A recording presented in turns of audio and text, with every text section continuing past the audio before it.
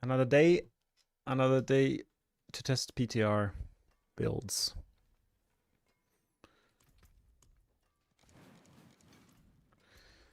First off, we're gonna be going for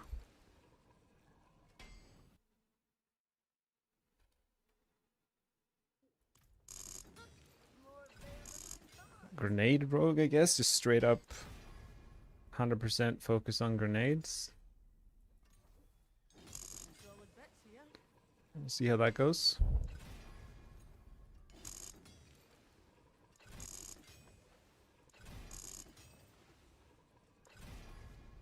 $29 plus 28. That should be enough. Hey, demon.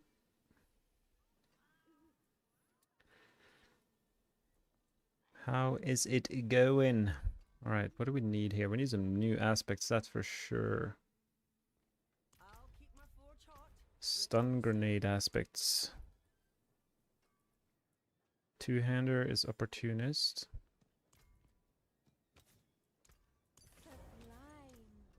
Amulet is artful.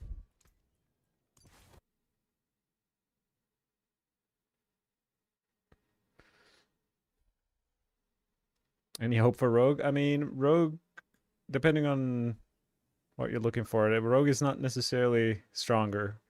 Maybe a little bit stronger. A lot of builds. I feel like rogue is very balanced. It was in season 9 even, but I think it's even more balanced now. But I don't know how it compared to other classes. I think we're probably the worst performing DPS class. But I don't mind. I don't mind that at all.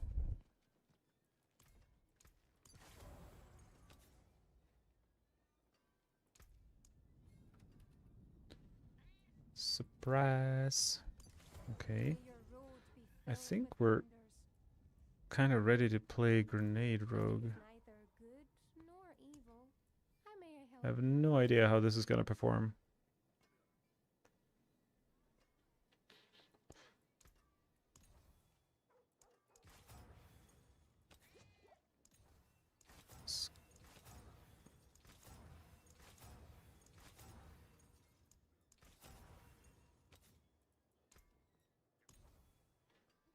PT is poison trap.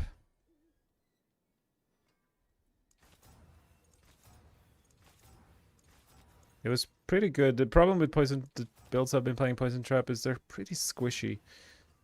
Like the poison trap combo point build I was playing is very squishy, and the Beastfall boot preparation poison trap build I was playing is like a piano build. So you have to spam so many buttons, and it's kind of annoying. Even though it's strong, it's like at what cost? You know, is it really worth it? At that point, you might as well just play Death Trap and be happy. Be happy with your life choices.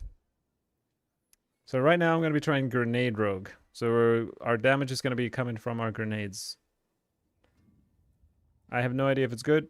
I haven't played this in Season 4. I honestly am expecting it to struggle past tier 80. But I might be surprised. These, we've got Saboteur Signet here on the gloves. It's normally a ring. But we can put that there, which is not bad.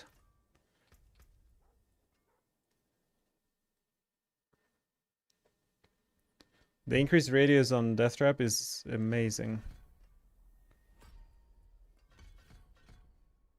It makes anything but Death Trap feel like a bad choice. Like, Infernal Hordes is going to be what we do mostly in this season. And Death Trap is just so good in pulling in the entire screen of Infernal Hordes, so I don't see, like, I really want to play a build with Death Trap. But I will say my favorite build so far is Flurry that I've tested. I haven't played Death Trap myself. But if anyone's looking for an alternative that's like extremely strong but also fast and mobile, Flurry is definitely the one. So there's a weird bug on the PTR where Shroud of False Death, this armor gives 2 to all passives. So here you can see, like, I don't have any points in these passives, but I get 2 points in them. So it's kind of bugged. So right now I'm adding 1 less point in each passive. Hopefully that at least gives me a more accurate kind of showcase of what I'm playing.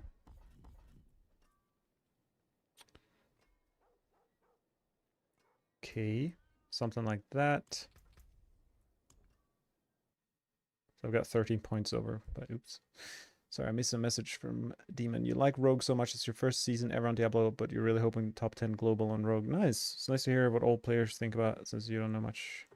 Yeah, so I feel like it's too early to say how Rogue performs on the leaderboards and stuff, but there's nothing so far that has impressed anyone.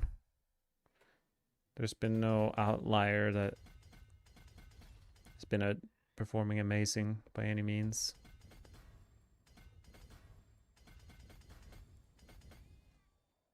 It's funny how similar almost every Paragon board that I've made looks the exact same. It's kind of weird.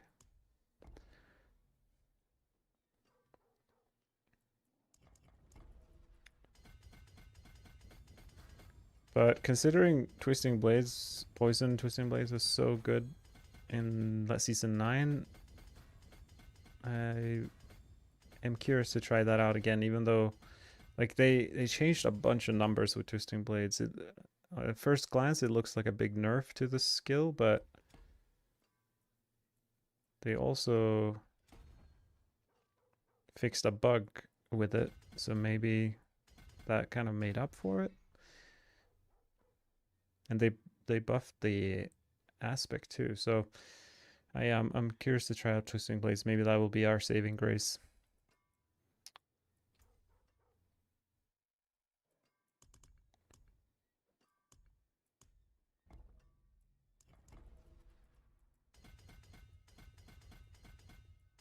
Wait a minute. Yeah, explosive.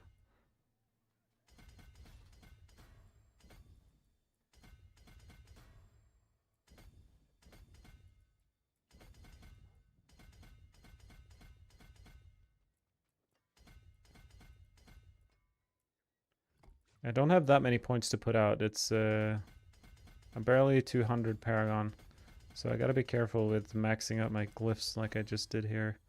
I might run out of points, but we'll deal with that when we get there.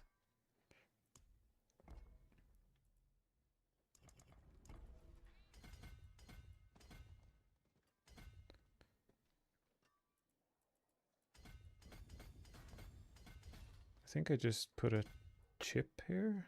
Yeah.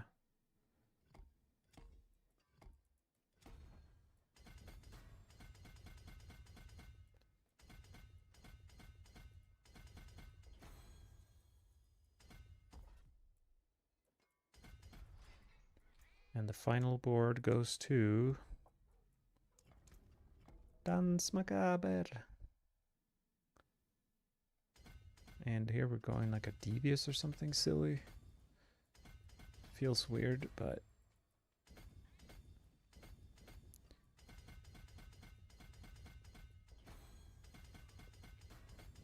I don't actually know where my resistances are at. We should check that out. Okay, making sure we hit all the glyph requirements. You never know, like this one.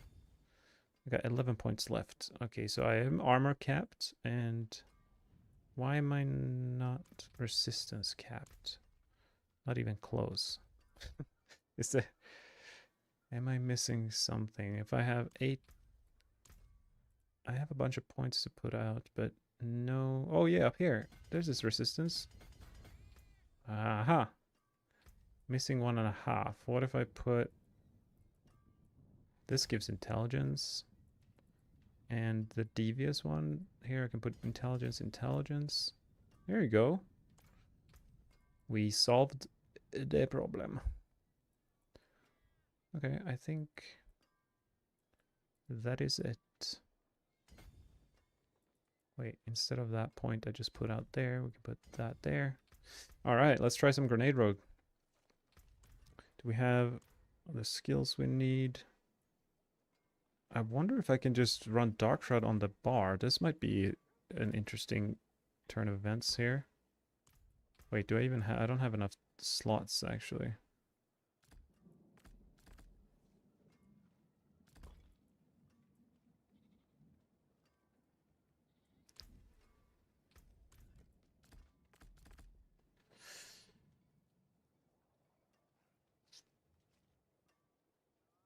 Yeah.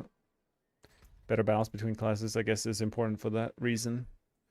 The general demographic of this game, they tend to just play whatever's the strongest.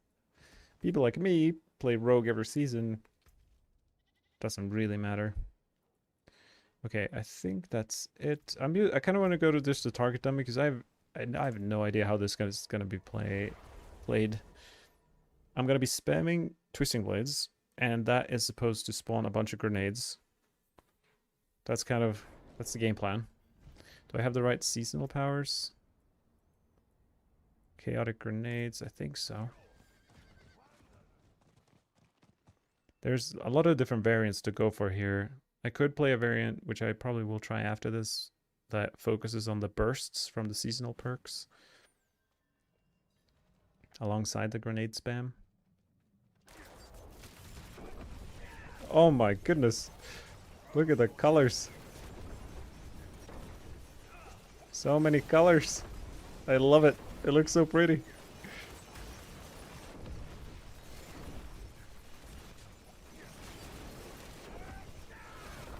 Okay.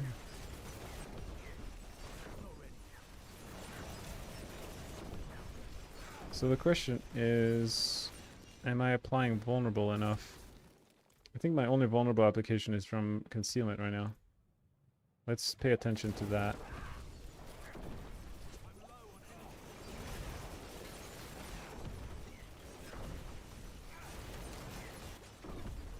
So the blue colors you're seeing is the chaotic bursts. Like from this here, damaging an enemy creates like a chaotic burst. And also here, my stun grenades trigger chaotic bursts. So that's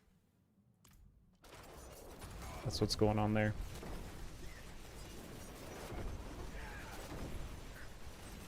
Okay, let's go to the pit. That seems easy enough.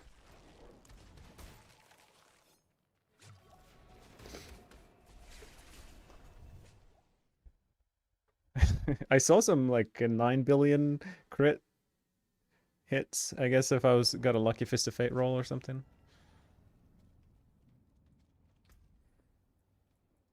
Nomak, in order to make Chaos Armor, you have to play Season 10, the PTR. And it comes in these caches that you see in my inventory here. So if I open the PTR cache and then a bunch of these chests drop, these are all the uniques that are available. And you can get them in the every armor slot. So now I have all these Chaos Armors. Banished Lord's Talisman, Beastful Boots, Condemnation, all the uniques. It's easy in the PTR, but it's going to be way harder. All right, let's try it tier 80. It's going to be way harder to farm them in the actual season, but it'll be probably satisfying to find. Like if you find an early Chaos Armor, it's probably going to be a huge buff tier character. I love that sort of stuff. All right, here we go.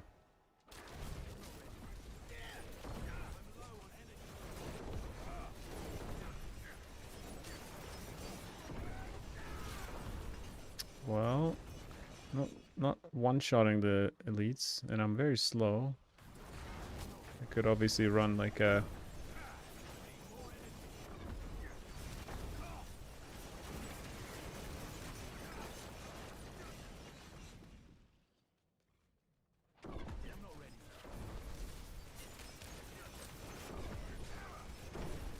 Hey Daniel, hey, it's going good. We're playing Grenade Rogue.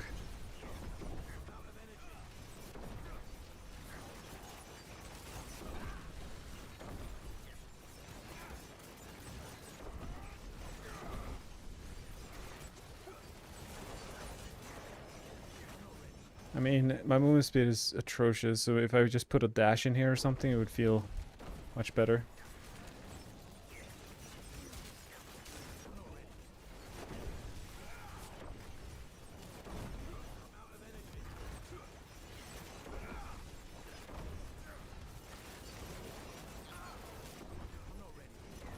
Yeah, the pull from Death Trap is crazy.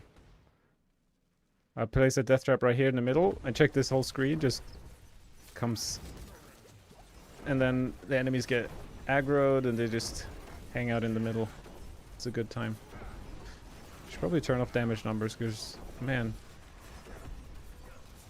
Am I critting 100% is the question. It seems like I'm not. I guess for the most part I'm yellow numbers, but I see some white numbers too. The good thing is I'm not really dying so far. Okay, what am I... There's something I was going to change. Oh yeah, turn off numbers.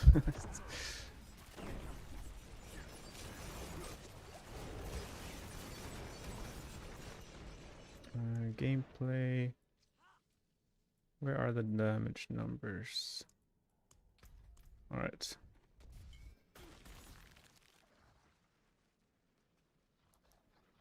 Place a trap here.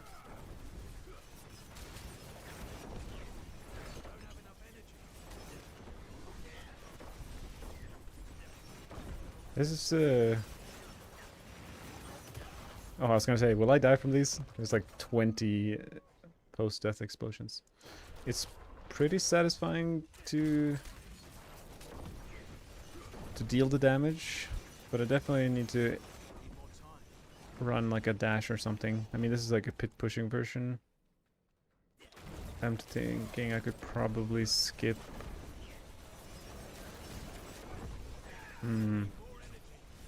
Caltrops maybe, but that's a big multiplier. I suppose I could skip. I'm running pit fighters, yeah. I don't want to skip smoke grenade. Michael, are my builds online? No, I haven't. I don't have any public planners. I'm happy to share whatever you see, whatever I have with you though, but they're not really, like, they're not made with any, they're not made to be helpful guides in terms of, I don't know, I guess like, they're pit pushing variants in my head, just like at first glance, and the Maxrow hasn't fully updated the Season 10 planners, so they're kind of empty.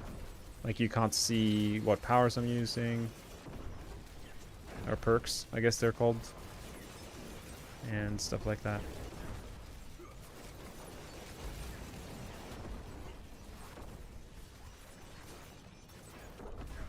Definitely in the testing stages right now.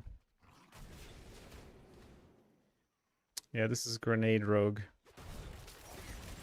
I'm curious to try the variant where we mainly deal damage with the bursts. The blue explosions you're seeing, there is a variant that focuses solely on that.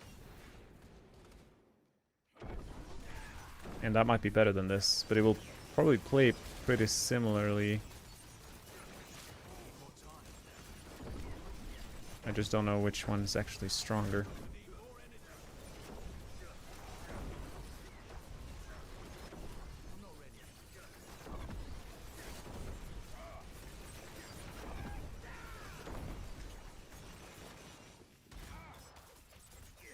I guess my attack speed is pretty good. Yeah, Death Trap's pulling distance is very nice.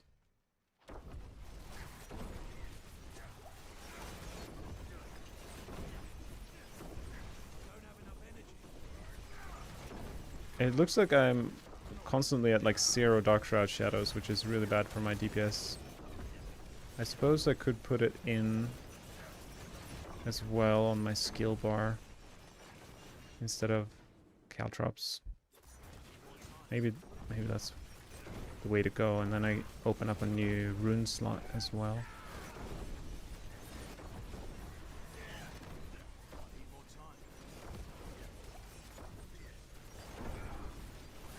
I wonder how my boss DPS is, because I'm running Twisting Blades. Yeah, it's interesting. I mean, obviously I'm running very slowly, but it seems like 5-minute 80 is possible. So that means it can't do tier 90, this version of the build at least. So that's good data.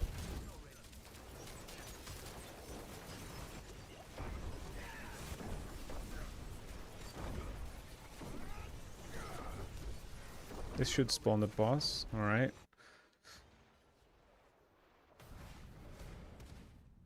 Yeah, I think Ava's been working on Dance of Knives. Alright. The DPS on this boss seems pretty darn good.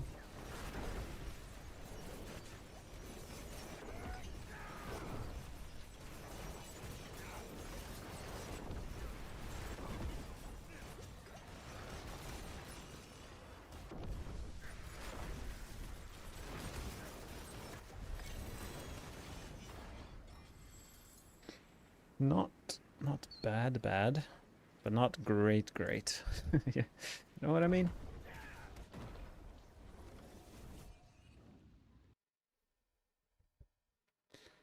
We'll do a tweak or two. But yeah, I am not a Dance of the Knives player. I've left that skill up for everyone else. All the other theory crafters. Played it when it came out, and then I just kind of went another direction in my life. So that should work.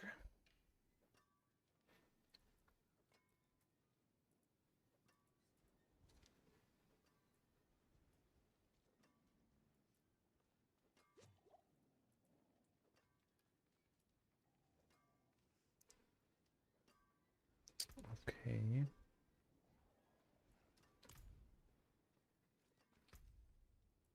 Yeah, I think there's mainly the changes I could do are skill oriented. Michael, for this build, I was hitting around 10 billion, but it's hard to say with Fist of Fate ranging from 1 to 360%. It's kind of just like a big question mark at that point. So if I take away Caltrops, maybe run dash.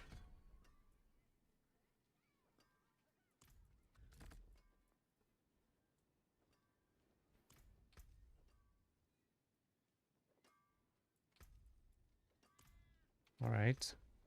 Let's do an Infernal Horde or something.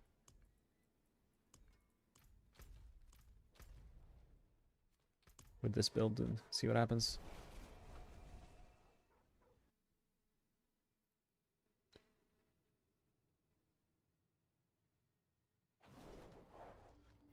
Pickle Fury, do you think it will balance out with the TB nerf and TB buff? I'm very curious. I don't actually know at the end of the day because they fixed the bug. That was the main thing. Like this enhanced twisting blades not only got buffed by its number, but it's actually working now because this used to not apply to the blade dancer aspect.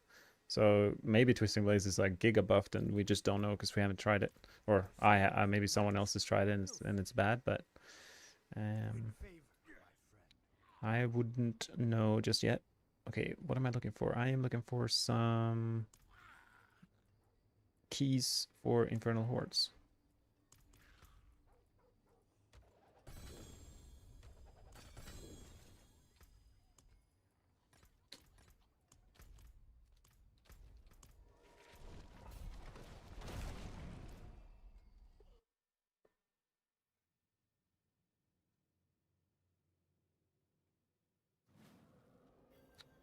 But yeah, I'm actually curious about a cold twisting blade. I made a planner for it, but the big question mark is if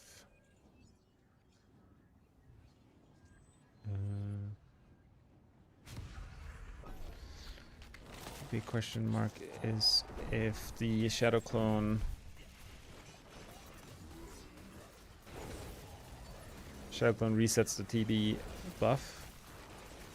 This kind of ruins the potential we can have with twisting blades. Is the interaction it has with the clone ruining all the fun for us.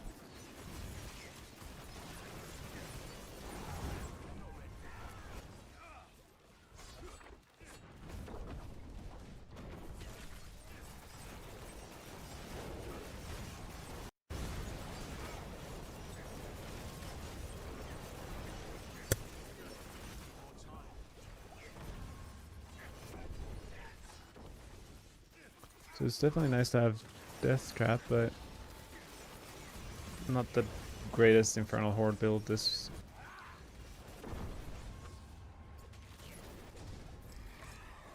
It's funny how few Ether you can get in this mode now.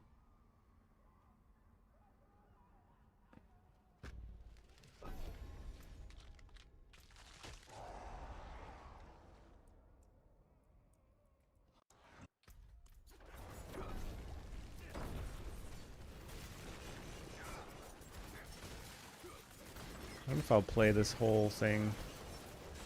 Kind of just wanted to get a test for it. It doesn't feel that great.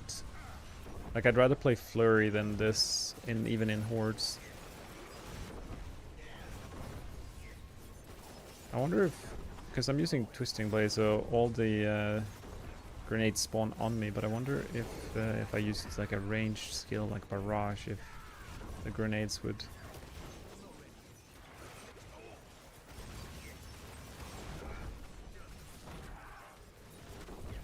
spawn at a distance.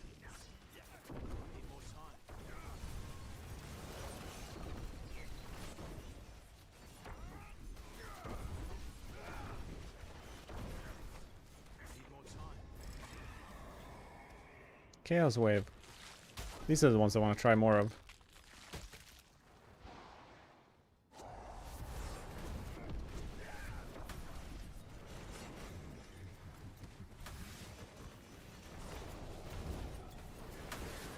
I'm not entirely sure what's going on in this one. We spawn these portals, I break them, and then what?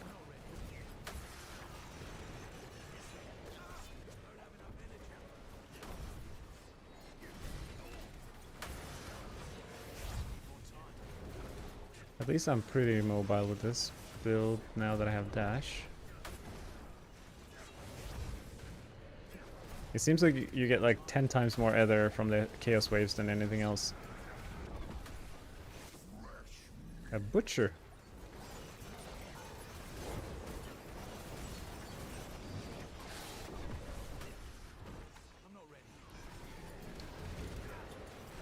I'm glad I did this though, because I would have zero ability to predict the damage of grenades, but now I feel like I do. It's like, it's a kind of tier 80-ish build, which makes sense why no one has been playing it.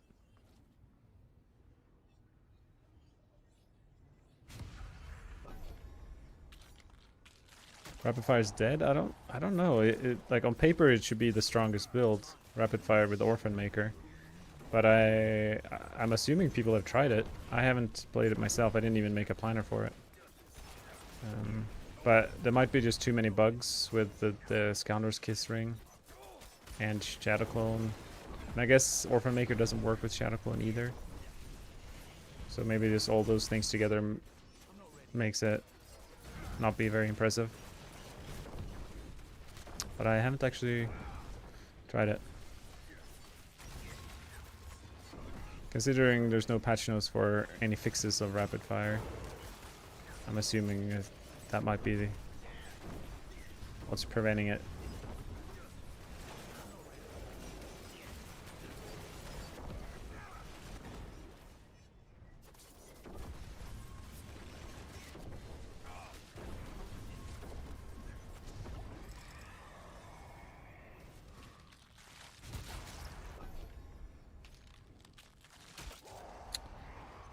It is worth to do the occasional horde in the PTR so I can get some scrolls. If I'm changing builds after this, they always come in handy. And you get a lot more scrolls now. If you do the big new boss, he gives 4 of them, and then you open the chest, so you get 6 per run, which is exciting because I always have a shortage of those.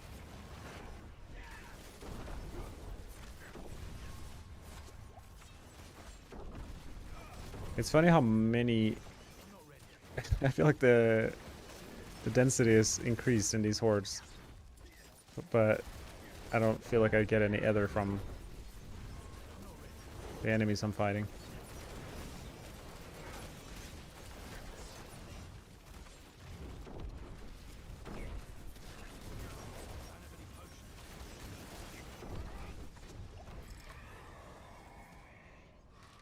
Here we go, a little chaos wave.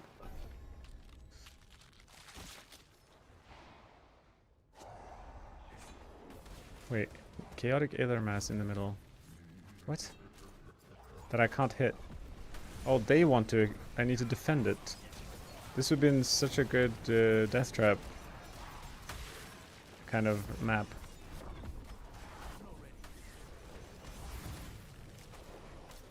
My other mass friend is fighting back.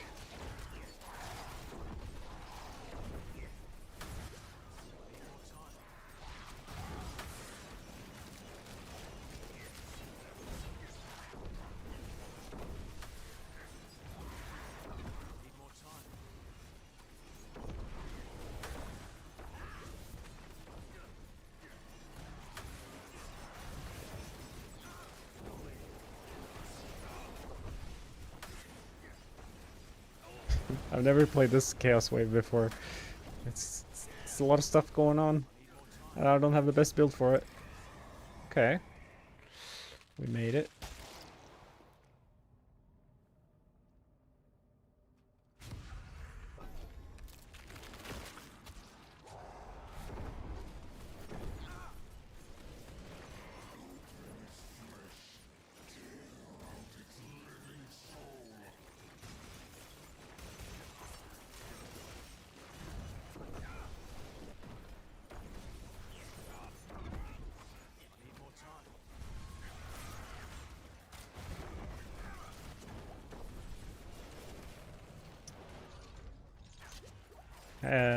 Yeah, I had one goblin wave or maybe two yesterday.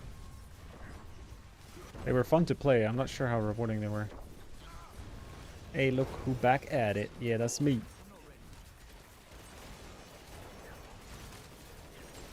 It's the mandatory 2-month break after each Diablo season. I guess it's more like 1 month because the season end, or like the season, oh, I died. The season kind of like runs its course, and then you wait a month for the PTR, and then you wait another month for the season, so it's kind of like every 6 weeks or something.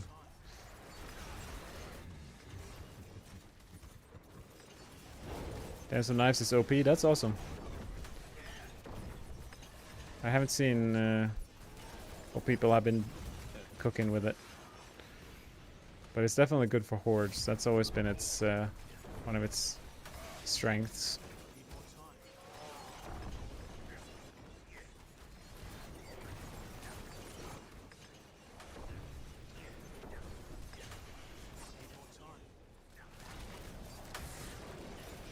Hey Corlan, what's up? Any new bug? I don't know if there's any new bugs necessarily, or that I know of.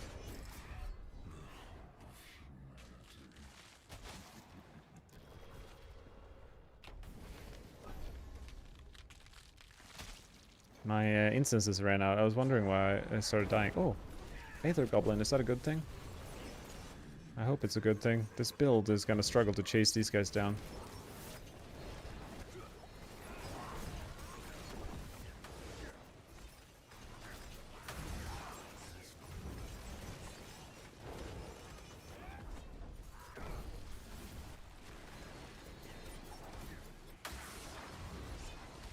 I don't really have cooldown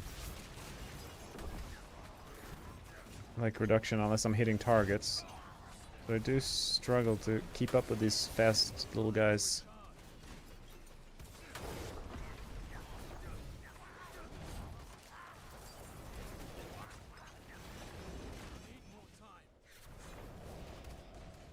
One little guy left.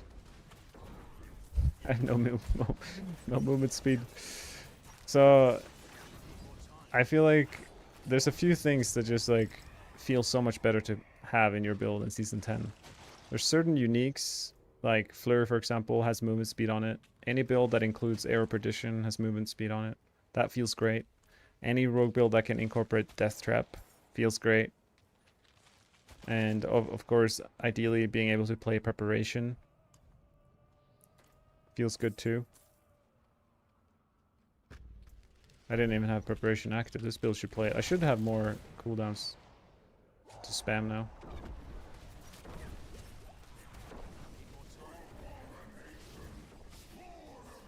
Okay, there we go. Now I'm way faster. I should go back to the pit with this.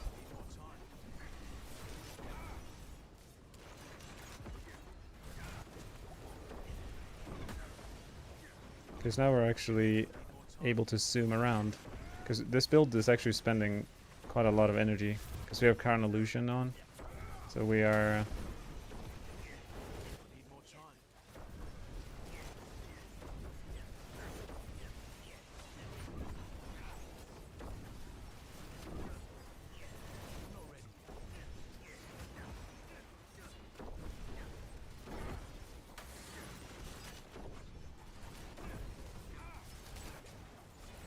made a huge difference to actually use this class specialization. Who would have thought? And I'll link this build for you, Batman. I am currently playing Grenade.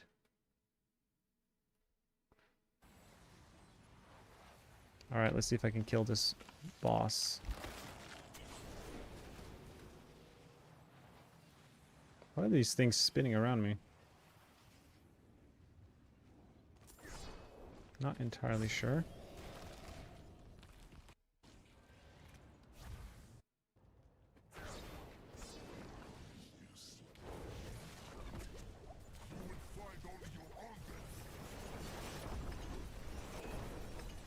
Okay. He died before he did anything.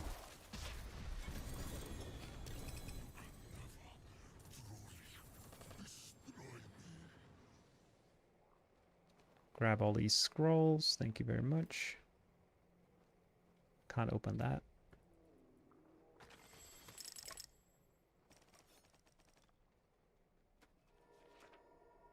Any chance you have a blink for the Flurry Pit 100 build? Sure, I do. Give me a second. It's pretty similar to last season, just with a bunch of Chaos Armor.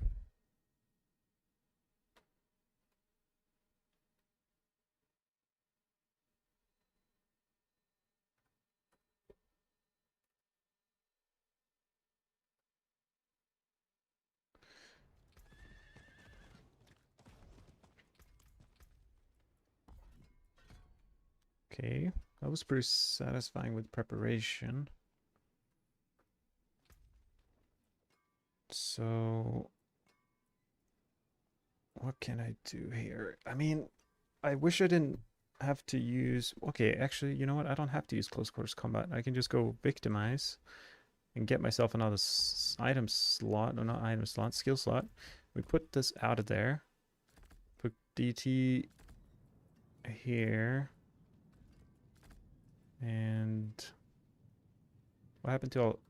Oh, we're not using caltrops, so we can put caltrops or get another rune word on our bar. Do we care about... Oh yeah, we do care about... Okay, so let's do that then. Put that there.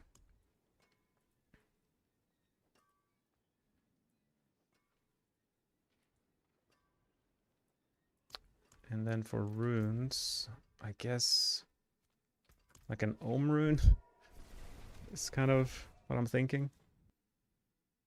Wait, Pickle Fury? Oh my god, I didn't see that in my chat. What the heck? Thank you. Thank you, Pickle Fury. That's so generous of you. 10 dollaros straight to me. I think if I had a donation list, you would be number one. Thank you, my friend. And of course, if you ever have any questions, more than happy to do my best to answer them.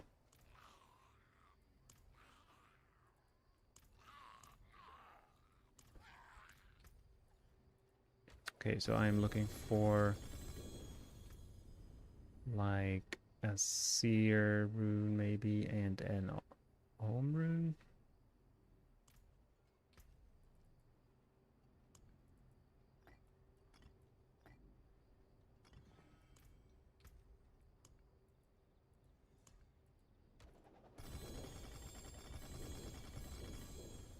My chat seems to be missing things, but yeah. I gotta make sure because I have this like software that kind of combines the chats, and sometimes it seems like it's actually missing what's going on. But hopefully, if anyone else sent a message, I caught it. Glenn Miller running Cal on gloves along with air partition helms, probably a game changer for Death Trap, I would assume. The only thing is deciding between extra core skills on the gloves or extra passive ranks. Yeah. There's a lot. That's the fun thing about this season for me. I think there's a lot of negative. There's always negative feedback about anything Diablo 4 related, but for me, it's really fun because there's way more choices and options than we normally have. Usually, especially for Rogue, we put on Starless, Air Perdition, Shroud. You put on the unique item for your build, like a Wind Force or Eaglehorn, and then you just like you're done. It's kind of like it gets somewhat repetitive and boring to make builds, but in season 10, it's quite engaging, I would say. All right, so now I have Victimize. I just spammed this skill. I will be spamming Dark Shroud because I can. All right. I don't have Caltrops, but I have Dash. I could swap Dash for Caltrops, but I kind of want to move faster.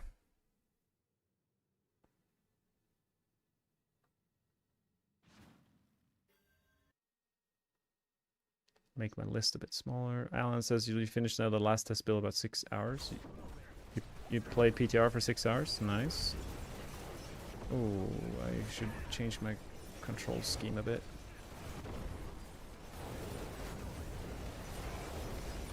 Wow, the sound of this build is crazy.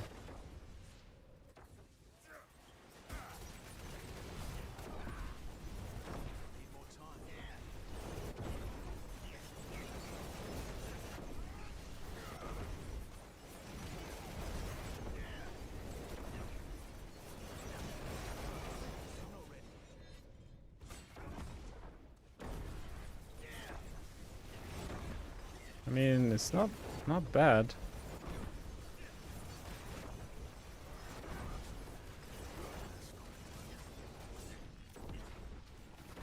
The fact that I have a death trap and lots of cooldown like reduction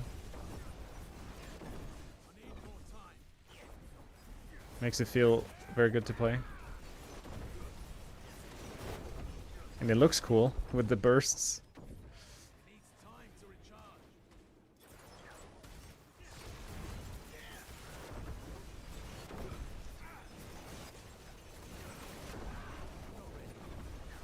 It's funny, I have 3 forms of removing cooldowns. We have preparation, we have accelerating chaos here, and as well as twisting blades when they return. And controls, I'm gonna change this.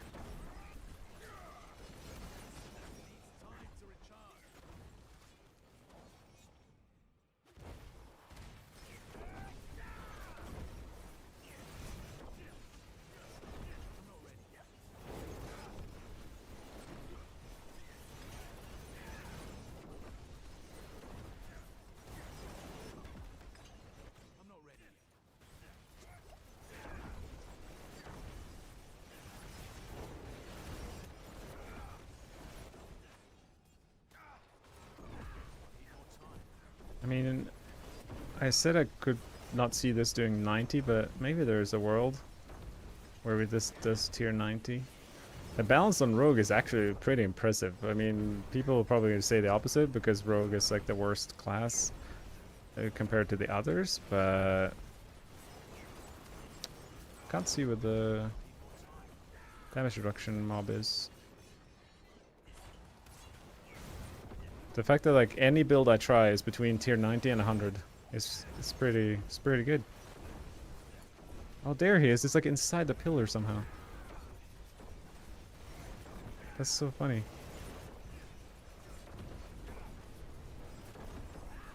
He's like outside. There's a monster. There he is.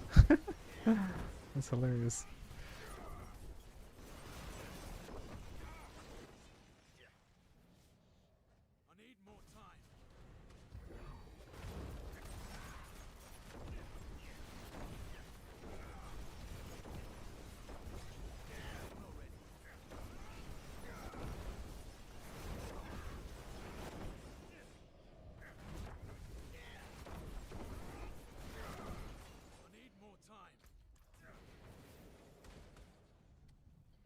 The question I have is like, how much effort do I want to put into builds that maybe no one will play? I want to come up with a system where I can maybe like I'll make one video that just shares like, here's the 10 builds I played, and if you want you can click on the planners, and they won't be very thorough planners, but at least then maybe it's not like all of the testing I'm doing isn't just gone to waste. In terms of builds that never see the light of day.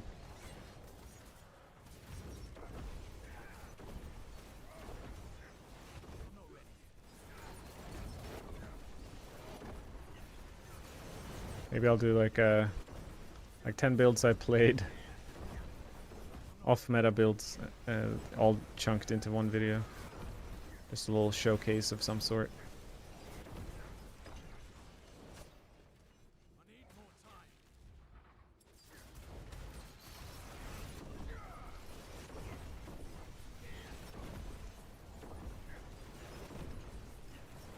Okay, how long would the boss take this time?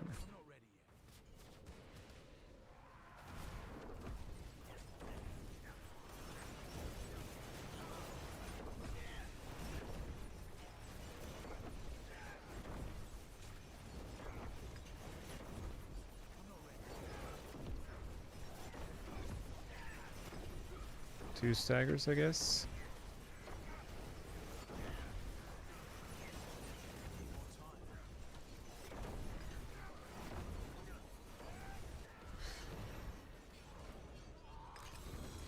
I mean, maybe tier 9 is pushing it.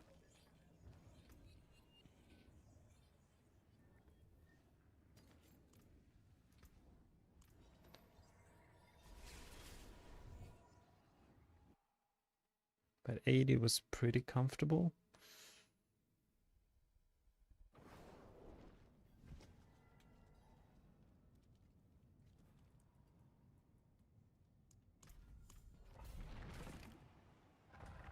I'll go and see if I can even kill elites in 90. Otherwise, it is like a tier 85 kind of build this.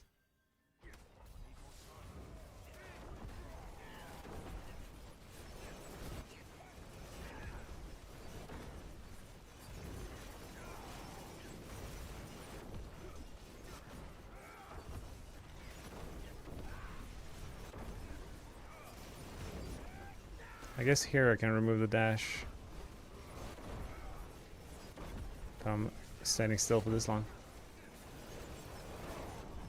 Crown Illusion gives damage in general, but it's pretty tricky to proc Crown Illusion. Like, I have it for this build because I'm spamming Twisting Blades, but for example, like Bursting Venoms that spawns core skills, Poison Trap, it doesn't proc Illusion, or Beastfall Boot spends resources, it doesn't proc Illusion. You have to actually cast the skill from your skill bar.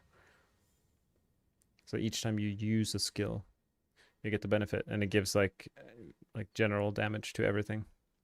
So it is 90% damage, which is pretty good. Flurry is very good. I'd say I don't need to play this more. I'm gonna make the chaotic burst version, I think, next, just to get it out of the way. I'll say grenades is like tier 85.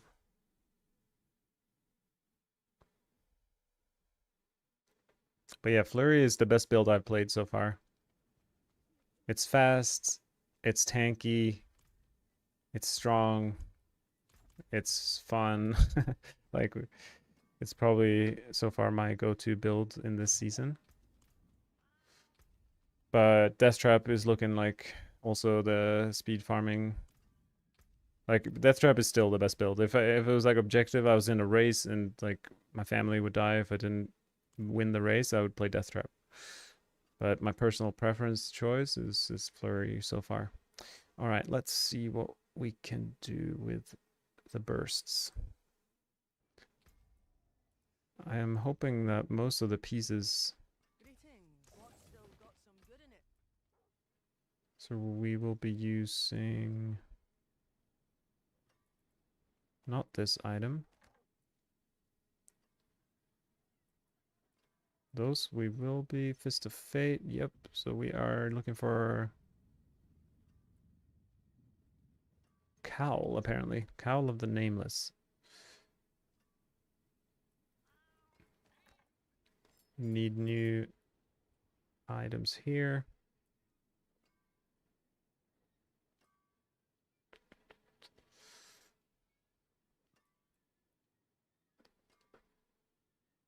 Could technically keep our ring just for saving time. And our amulet should be...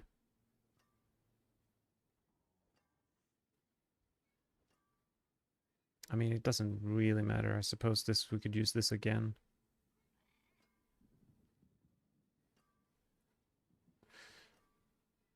All right, so we need just a cowl. Do we have a cowl hanging around for the glove slot?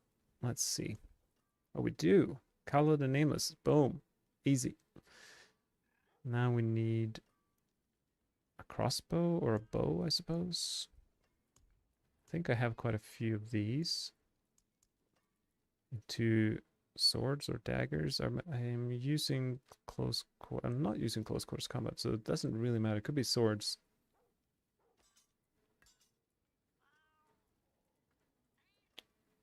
I'll just put 2 swords on because I haven't used almost any swords so far.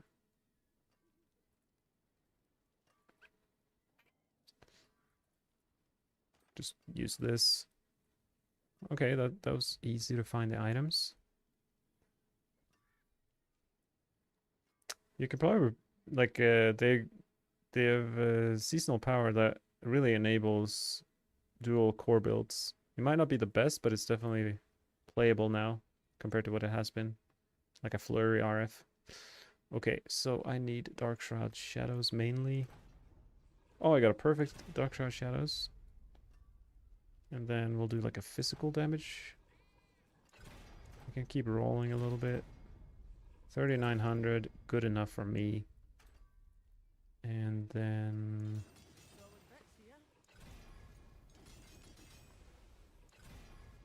we want Dark Shroud Shadows for sure.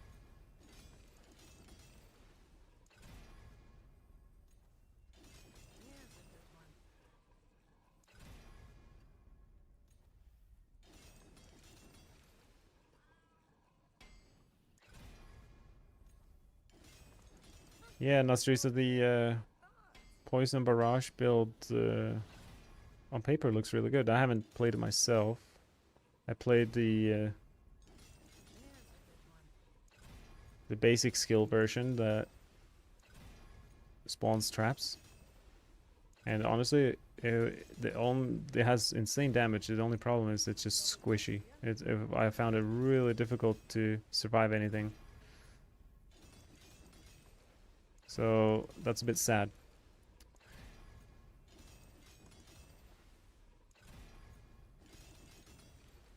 Okay.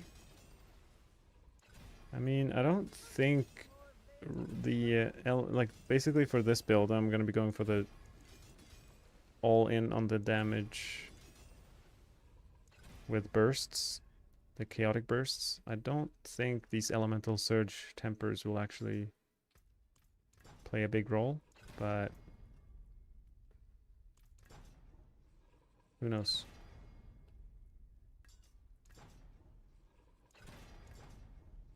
Oh, actually, I should go this first. It's more important.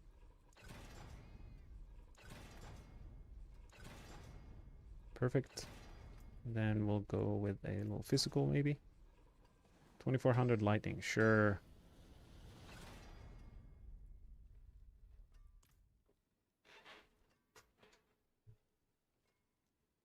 I was playing combo point with basic skills. I wasn't spending enough resources for second wind. But a barrage build should be tanky enough. Wow, I just triple crit that first try. That never happens to me in a regular season.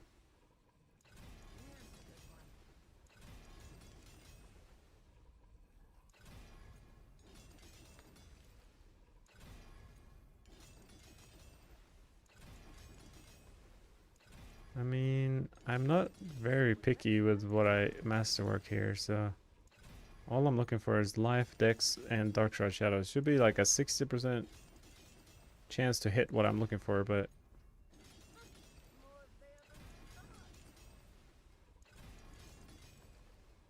it's fine.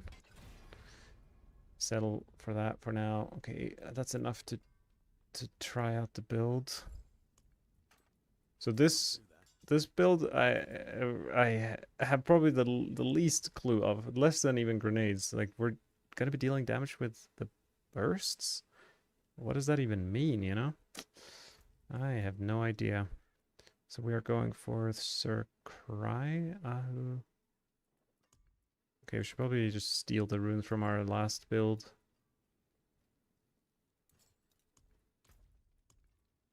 Keep it simple.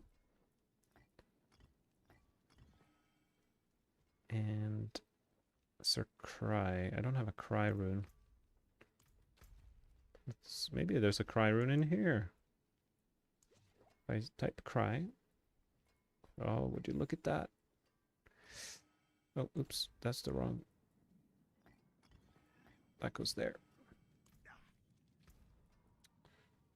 All right, and we imprint some aspects. So any general damage multipliers will impact the bursts. So something like Inner Calm is good. Vehement, Brawler. It's generic damage. We have a Frostbitten just for freeze. And then we are dedicating 2 aspects to spawning stun grenades. We're going invis with stealth and spamming smoke grenades with tricksters.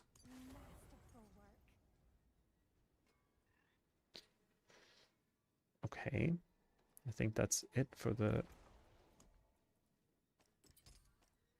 gear. And in terms of, I think my Paragon might actually not change. We have control, fluidity, chip. Oh, we don't need explosive anymore. What if I just slap on a little headhunter instead?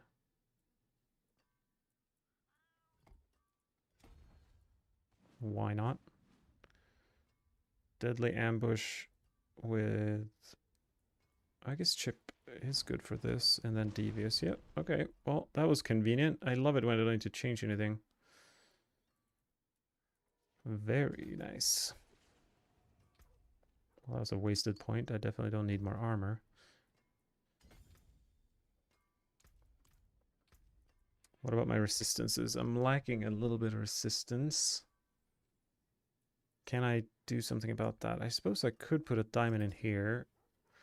Ah, that's a bit sad on the armor. Is there anything I can do to get more resistances? I don't think so. Slightly undercapped here, but maybe we'll play and see if we're dying. Yeah, hitting this triple would take way too many tries.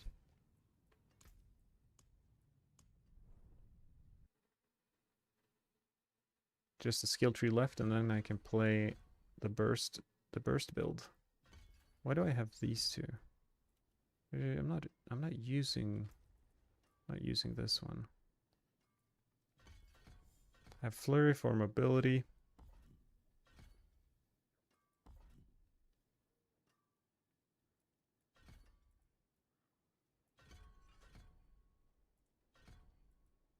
Caltrops.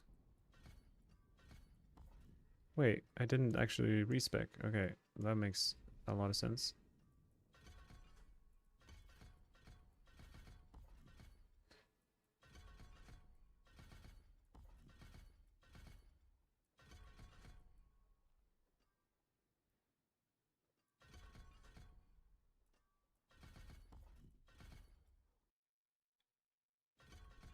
So this entire build is going to be relying on smoke grenade and reducing its cooldown. We're spamming smoke grenade to summon grenades that in turn summon a lot of bursts.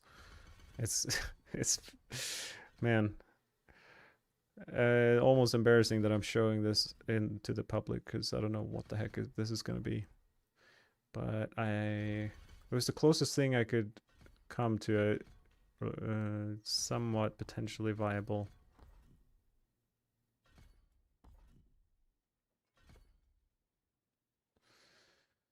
Viable burst build. Okay, we have 16 unspent points, but that's fine, I guess. Because our armor is kind of broken. Why don't we just pick up some movement speed just for our own sanity? And then...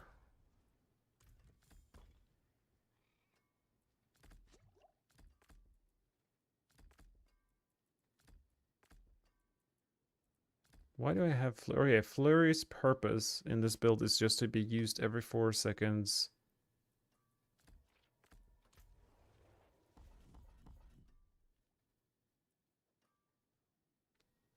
To proc illusion.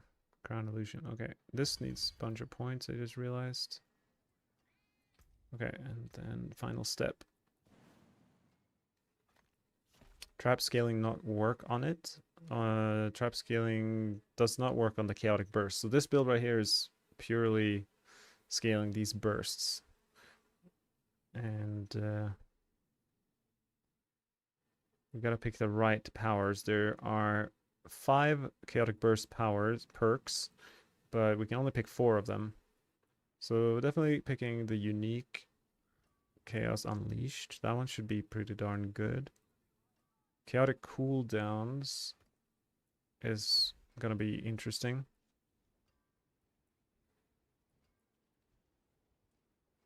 Chaotic grenades, yep.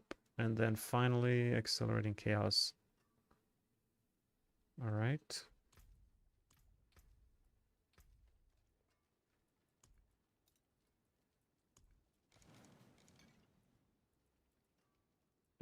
Why is my armor so low?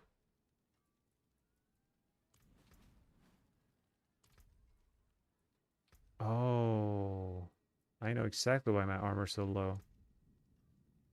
Because I dropped Marred Guard and that gives 40% armor. We're gonna be giga squishy. Oops. So now I'm like armor capped but low on res. I don't know which one's worse. Okay, we're gonna go to the dummy and see what the heck is gonna happen once we start clicking our buttons.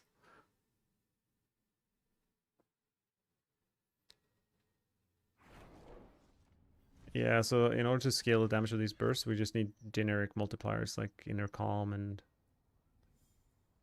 Vehement and stuff like that. No skill specific multipliers. Like Edge Masters, for example. Wouldn't work. Yeah, yeah. So now I don't benefit at all from cooldown reduction with the chaotic cooldown. So whenever I use a skill, like for example if I smoke grenade.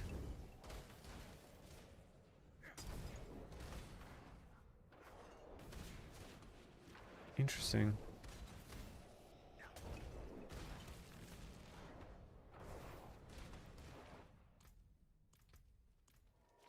So It doesn't seem to be working.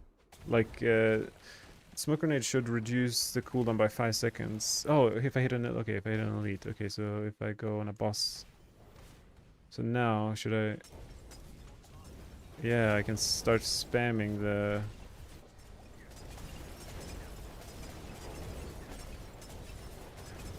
Okay. It looks kind of cool.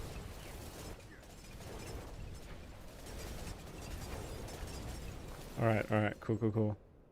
Let's go and see what happens in the pit.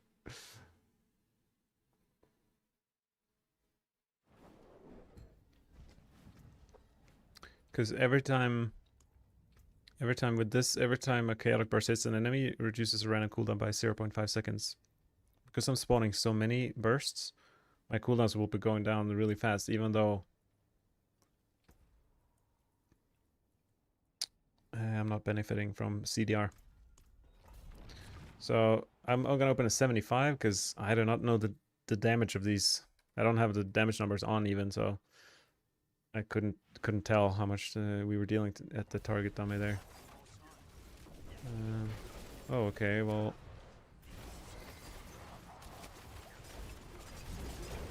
Well, these things are dying very fast. I need to turn on damage numbers maybe to have an idea of what's going on here.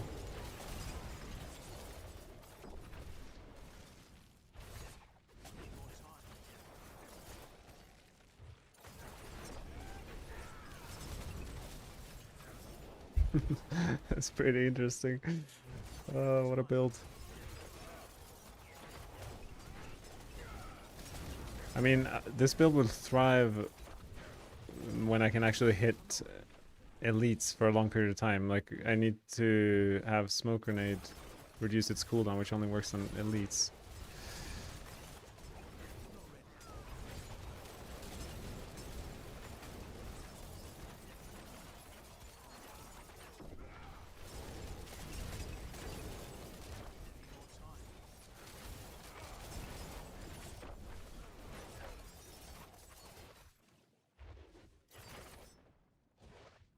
Interesting. I'm gonna try like an 85 or something after this, see what happens.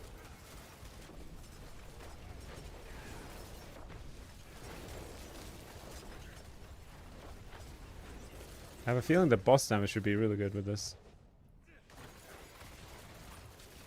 You have to do first mission with the other.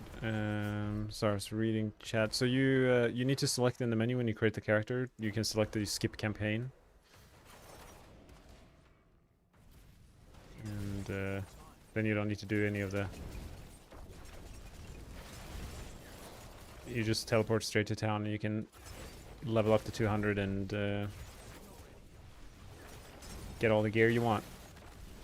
Make your dreams come true. Oh, that makes sense that I died because I have like 50 Alras. We can definitely solve the whole problem.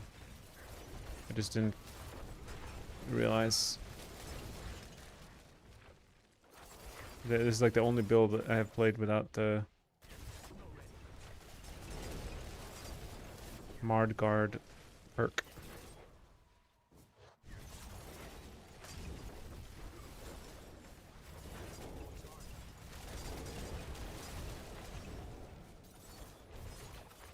Okay, I'm gonna kill these guys and turn on damage numbers because I'm curious what kind of numbers are we seeing here.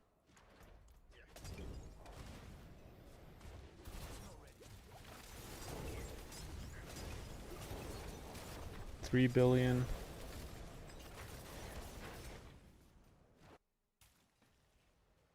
The boost vendor guy is in Ked Bardu on the south side, like to the right of the waypoint. In Ked Bardu is the boost man, goblin dude.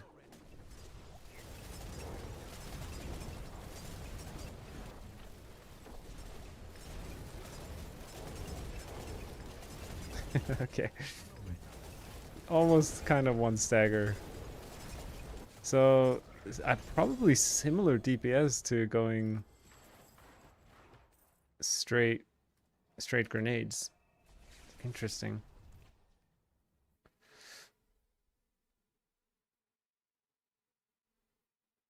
We'll see though. I'll try an 85 or something. Because I was kind of struggling on 85 with grenades.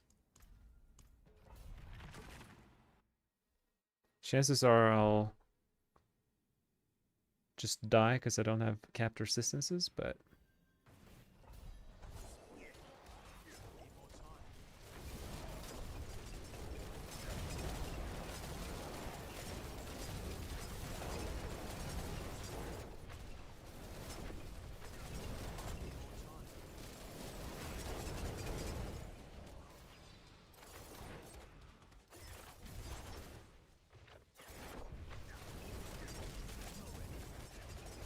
I mean, the damage is pretty crazy. Might be able to do 90 with this damage. If I can make a pull of like 6 elites, imagine. It's gonna be explosions galore.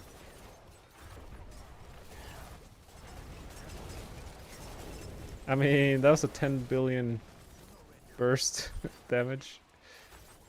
Crit.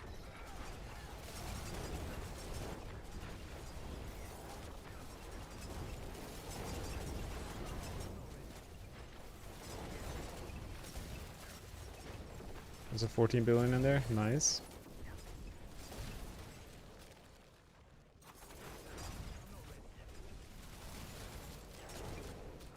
It's funny, my damage goes down so much when I don't have an elite to throw my smoke grenades on. So basically the theory of this build is I'm using Pit Fighter's Goal. That makes sense that I died to that. Pit Fighter's Goal spawns a smoke cloud that turns me into like stealth twice a second or once a second. And on the way in and out of stealth, I spawn grenades. And every grenade spawns a burst. And every cooldown I cast spawns bursts, which is smoke grenade. And I'm spamming like smoke grenade as a cooldown.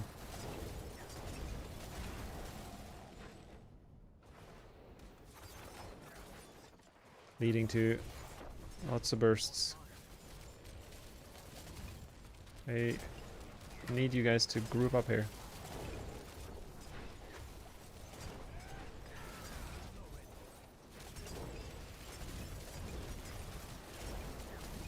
I might die. Oh, I didn't die somehow. I'm taking like over double damage just from elemental. I mean, it's pretty satisfying being able to blow up an elite pack that fast. It's pretty hype.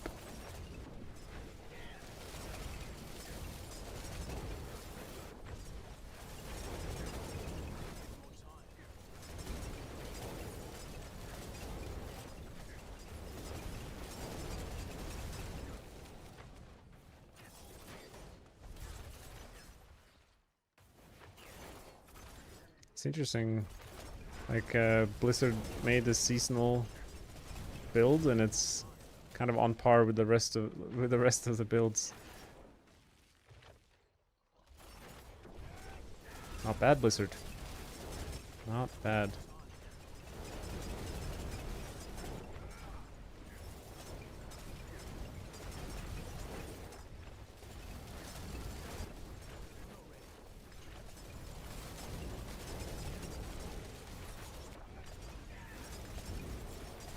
The thing with these builds that I'm playing, I'm the only one who's had my eyes across them, and usually when other people take a look at a plan or something, they can make some improvements or see something that I didn't see. So the chances are like a build like this could be better. Okay, well, that does make sense.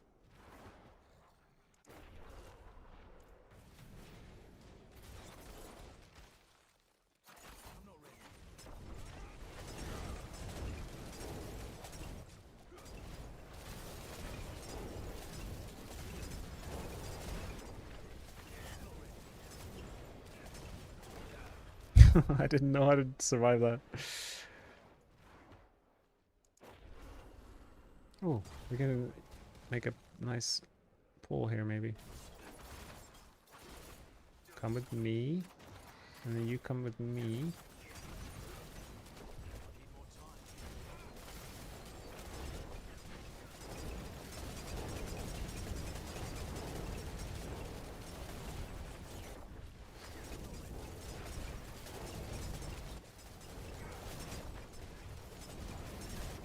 Seems like my cax uptime is pretty high.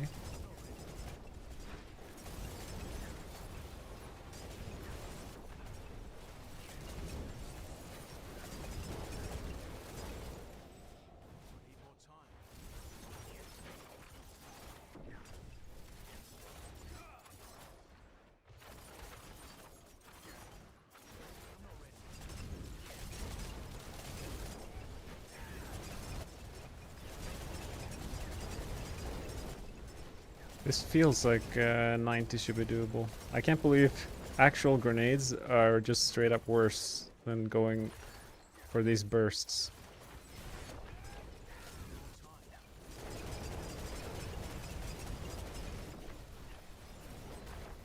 For some reason, oh, I wonder if it's where the clone is that matters. Like sometimes I feel like I'm dealing so much more damage.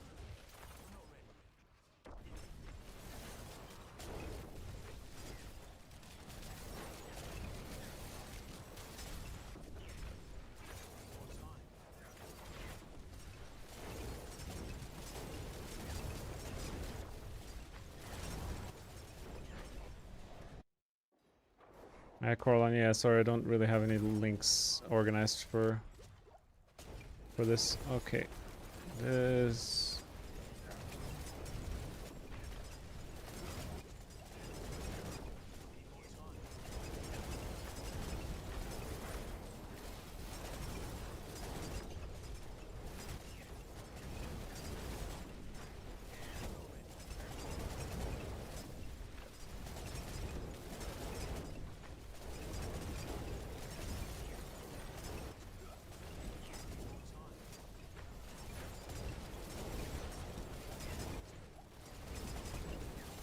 I feel like I'm dying.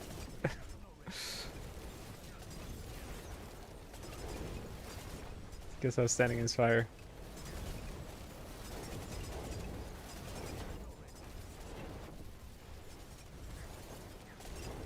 Oh my goodness. The burn damage is real.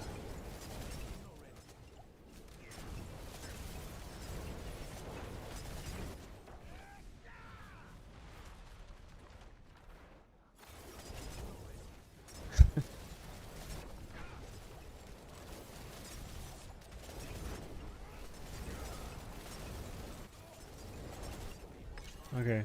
It's probably like a 1 minute fight on if I just DPS. Alright. Not bad, not bad. I'm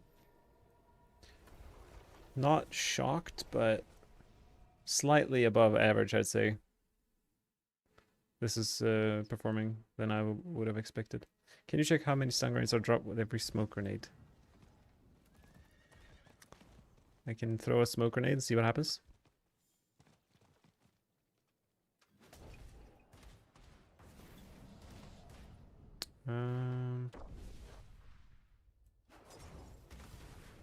I think like 4.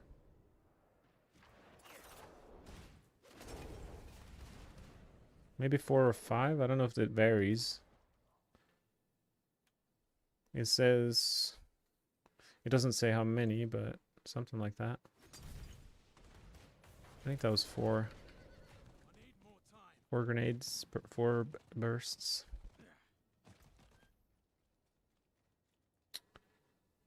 Any sneaky improvements I could do? I don't think so. I mean, this is not the most insane aspect, I suppose. How much value am I getting from the Cry rune? I could put a Thol rune there, and then... Do I have barrier all the time?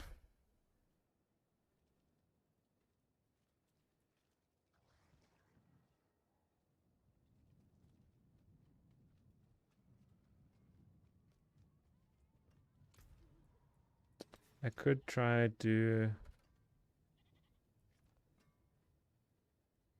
conceded and then do like a Thul rune or something.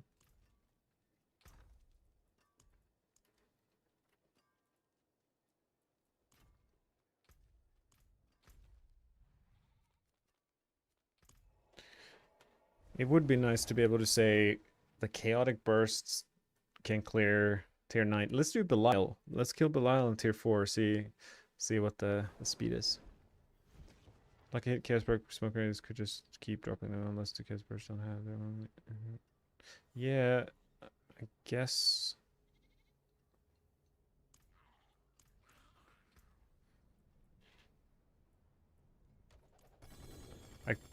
Whoa, my runes are disappearing. I need a new instance here. There's too many people playing the PTR. The thing with the lucky hit chance to spawn bursts is that it's only 10%, so it's very hard to consistently rely on that one. Amazed I didn't start playing Fortnite after Halo. Yeah, I had 5 years where I focused on my career in real life, you know. I was in Australia and I didn't really play video games for many years. I kind of put that part of my life on the shelf. And then I've kind of rekindled my passion for games in the last 3 years, ever since I moved to Canada.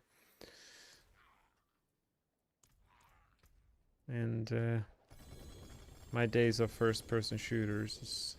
Oh no, I still... Okay, there's the Thul rune survived. That's funny. Almost every rune died except the one I needed.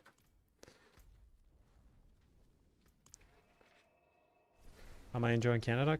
Canada's awesome. Kind of like Sweden in terms of the climate. So much. We live near the mountains. Such a beautiful, beautiful place. So that is nice. And yeah, so and the ice hockey. I grew up in Sweden, so ice hockey is a huge part of my life. So I can now enjoy NHL for the first time in my life. Wait, how did I end up here? That's funny. I was like gonna be doing the Belial fight. I mean, considering how easily I just died to Grig and his lightning, I might run into the same fate at Belial. I guess I can put a bunch of poison in rugged. Maybe that won't make up for my lack of poison resistance.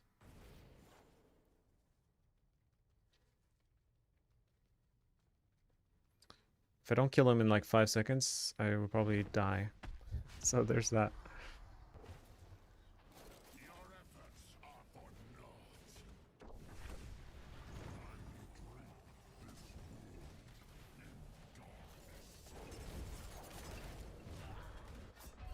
Well, that didn't go too well. So I have now, okay. Didn't have armor capped, so I should survive the slap. I just shouldn't. I will not survive any other like elemental attack.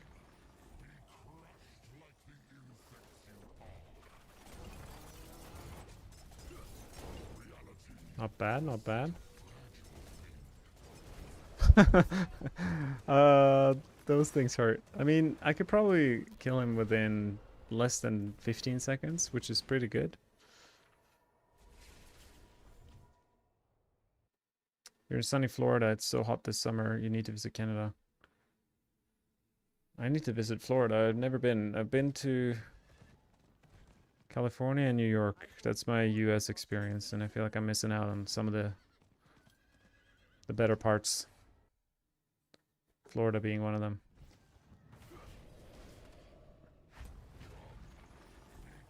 A lot of people here that I know in Canada go to Florida.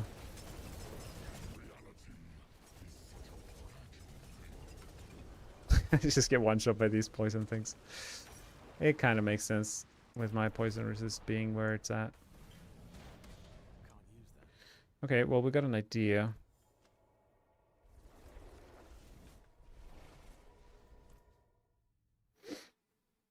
Yeah, exactly. The beaches and even the cities in Florida seem nice to visit. I'm going to Boston because we have a friend who just had a baby out there, and we're gonna spend a week in Boston. So that'll be a bit different. I have no idea what happens in Boston, so that'll be interesting.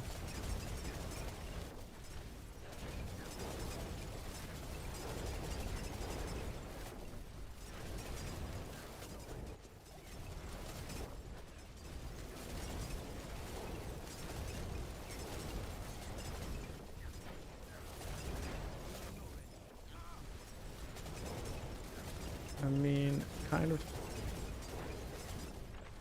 kind of okay DPS for 90, but like it might be need like multiple attempts to clear 90. I mean, especially if I start dying, we got a problem.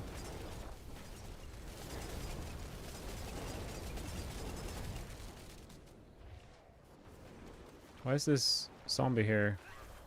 Okay, all right. I think that's enough of that. With full resistance and armor, this can probably do at least 88. So we'll put 88 for this build and move on to the next build. What build should I do next? I haven't thought this far. Let's see what we even have left.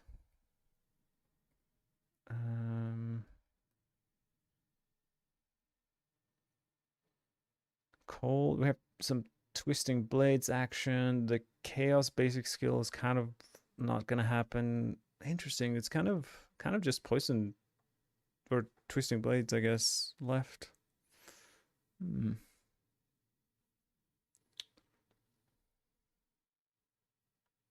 Dairy, you want to see TB? All right, let's see. Let's see what we can do.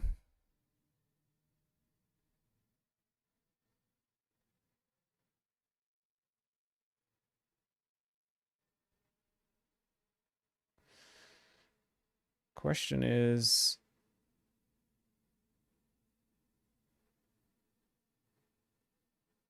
which TB I should do? Let's see here. What do we have? Poison twisting blade. What does that look like? Oh yeah, the poison twisting blade actually uses legendary gloves. So it's just 2 chaos armors. That's pretty interesting.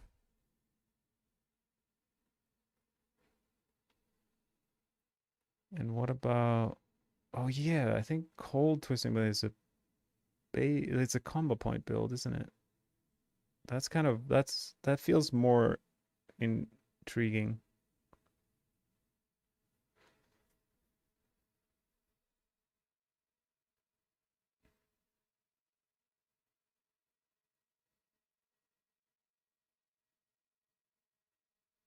Right.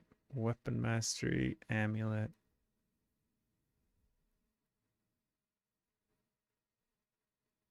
Okay. And what about the powers for this?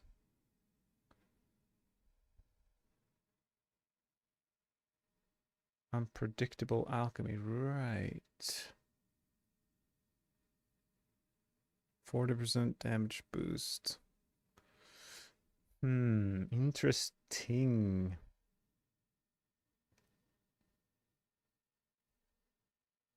Let's see if I have a weapon mastery amulet first and foremost. Otherwise, I suppose I could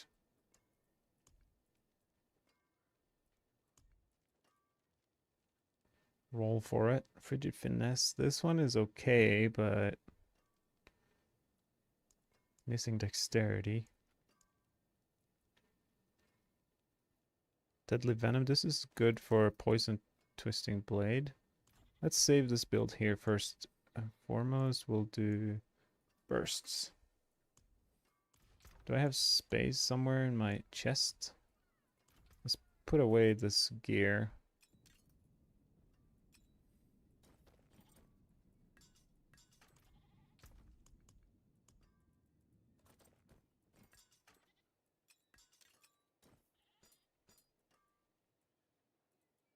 Yeah, no, seriously, I'm surprised that Rogue isn't. I mean, it's funny because all the builds that are kind of buffed, these core skill builds, they were so bad before. We could barely do tier 80 with all these core builds, and then they nerfed some of the good ones, so everything just ends up being between tier 90 and 100.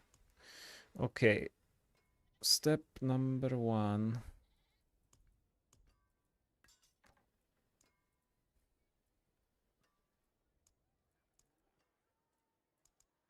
I guess. What stats and passive give most damage on an amulet? It depends on the build, but usually Malice, Frigid, Unstable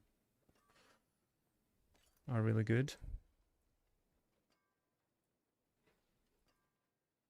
Now, if I'm playing a poison build, obviously you want Deadly Venom, like this one, for example.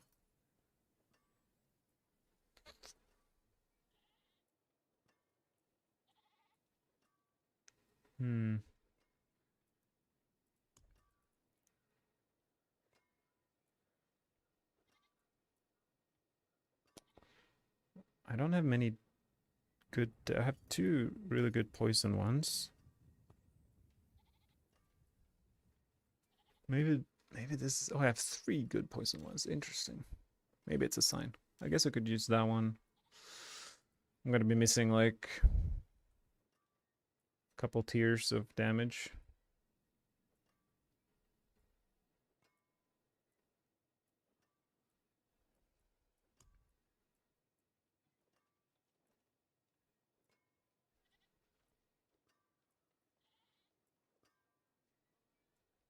Cooldown reduction could be nice to just... Oh, actually, this one.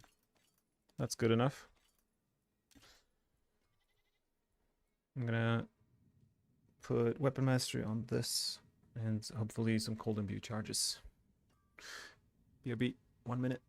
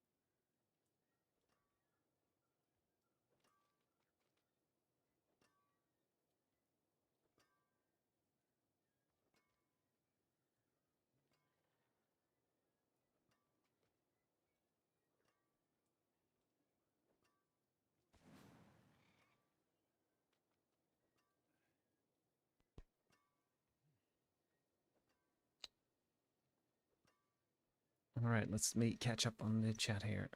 For Death Trap, you definitely... It doesn't really matter, but... Yeah, Death Trap is very flexible, actually. Malice, Frigid, Unstable, Exploit. They're all pretty similar. Depending on if frigid is the best for speed running, speed farming, which is usually what Death Trap is good for. So frigid is up there.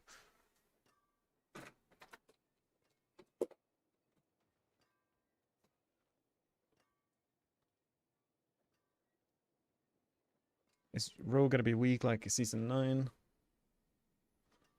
I mean, so with the current state of the PTR is that Rain of Arrows, which is probably gonna be the strongest rogue build on paper. It's bugged, so we have no idea how good it will be. But I would guess Rain of Arrows would be able to do tier 110. Hopefully they fix it before the week is over so we can actually test Rain of Arrows. But yeah, that's probably the build that's gotten greatest benefit from the Chaos Armor. But Rogue in general is probably weaker than the other classes, I would guess. Nasriza, you have to be doing something wrong with your Paragon because this barrage setup is doing 0 damage. I mean, Paragon is not... most of the gear, most of the damage comes from the gear. So Paragon isn't the biggest deal. You could have no Paragon whatsoever and still do pretty good in this game.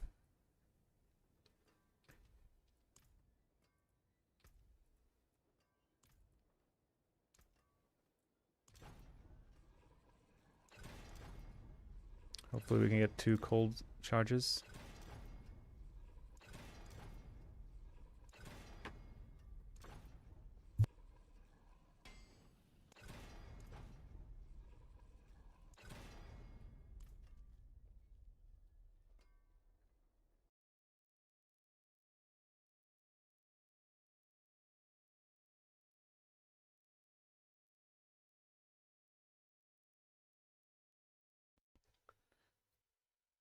Alright. Weapon mastery, and we need shadow clone cooldown reduction. That's the final temper.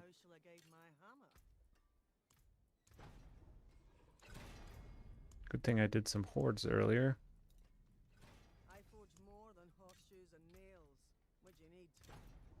Nice. We got 1 item.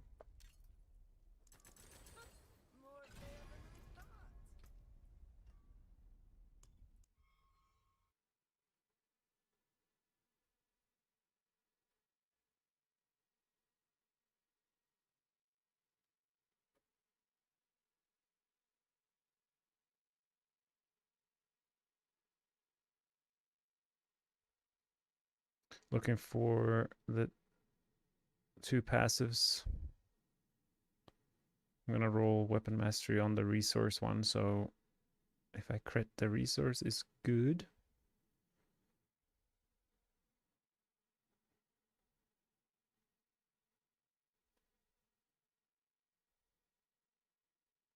Frigid and resource. I would accept the dex as the last roll.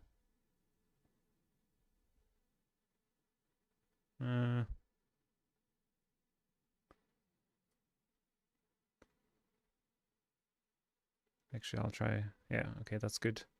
Now we'll roll weapon mastery on this. Now that I think about it, should I be using Asheras? Oh, I am using Asheras. Oh, Asheras conjure. This is like the only build in the game that would be using Asheras dagger. That's pretty exciting. And unfortunately, it can't be a chaos armor.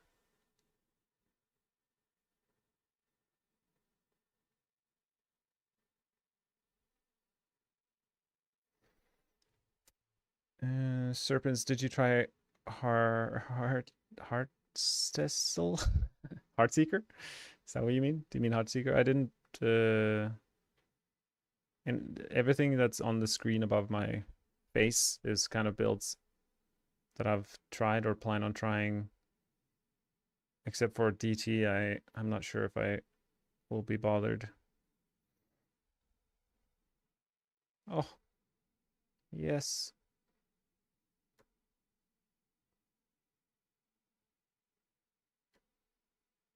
Beauty. So let's sort out all these.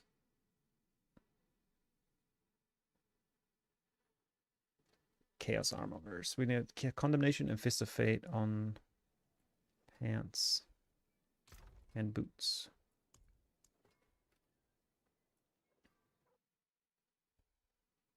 You think DT could do 200? No, I think DT is around 100, give or take.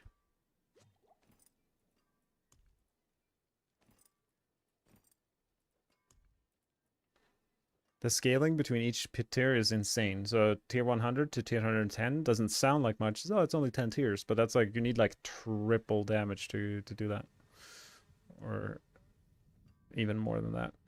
It's like a quadruple. You need like 500% more damage. It's a long ways there.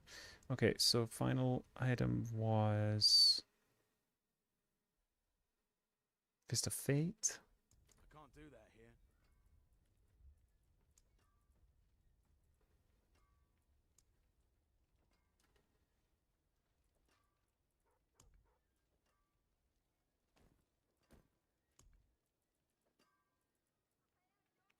I guess. Why Fist of Fate?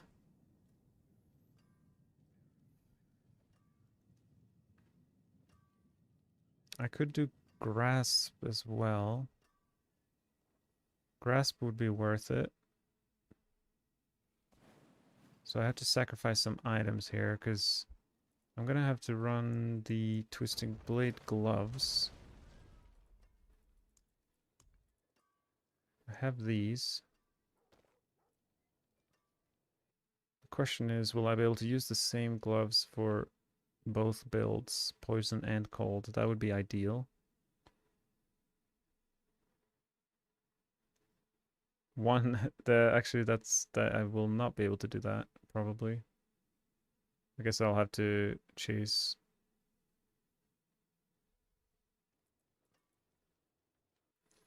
a new pair of gloves for that, but that shouldn't be too bad.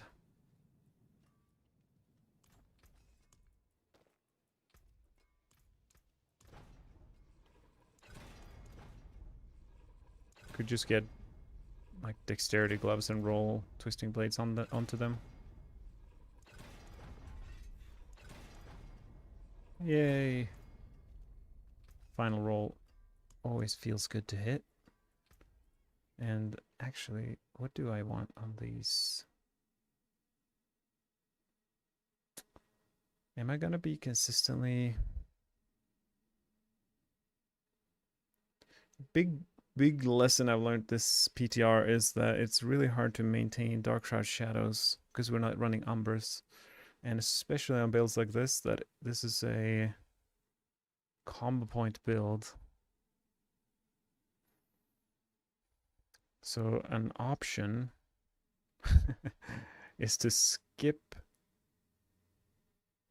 Dark Shroud Shadows and just go damage per combo point. I'll just be so squishy. Maybe it's fine. Should just YOLO and just die. I guess I can try to get weapons with GA life.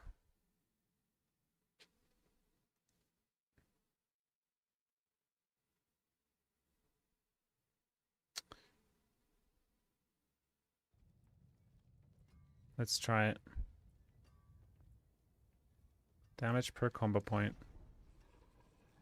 Never used it before, but here we are.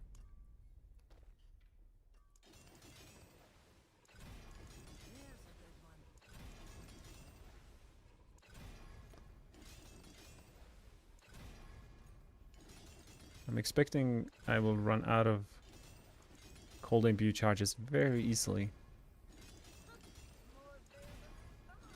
So I will try to masterwork it as much as I can.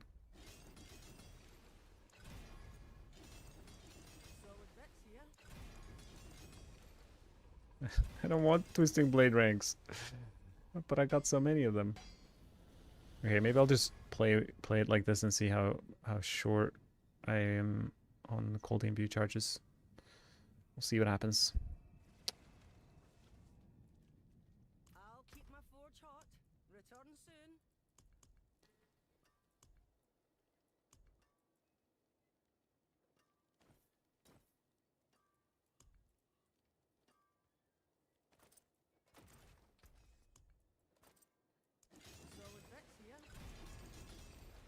Well, double first try, easy. So what is the cold imbue here? Yeah, no, that does not help us. See some steel you need. Oh yeah, Grasp of Shadows versus Fist of Fate. Fist of Fate won't really help me that much.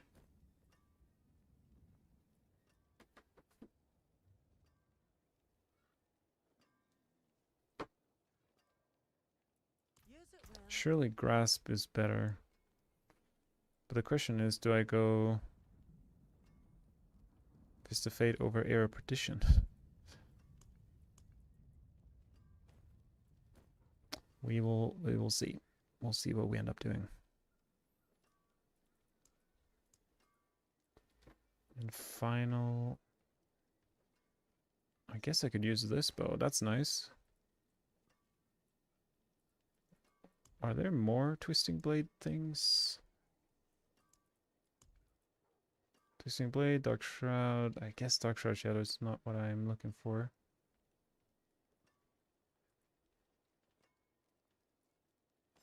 What if I retemper the Twisting Blade?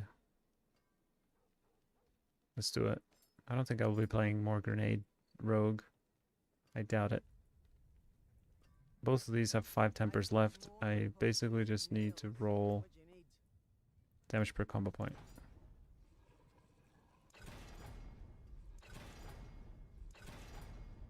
Okay.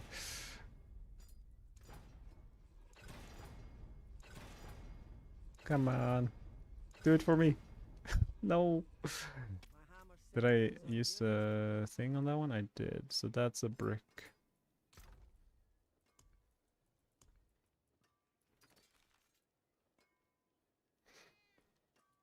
So it's a random dagger, I suppose.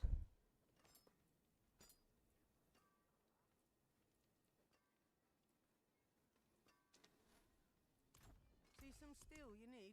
Wait, I don't need twisting blades. I don't need twisting blades. I need something else. I need Shadow Clone deals double damage. No boost in PTR. There are plenty of boosts in PTR. You can get any gear you could dream of. Shadow Clone deal double damage for sure. Let's see if we can get lucky one time. No. What did I use scroll on that? I did not. Perfect. The efficiency is real.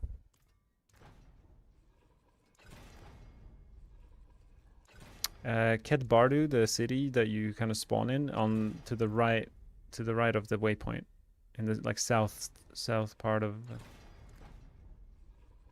Ket Bardu. Wow.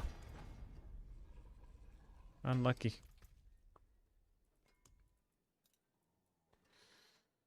I bricked two of my little items. Good thing we have spares for days.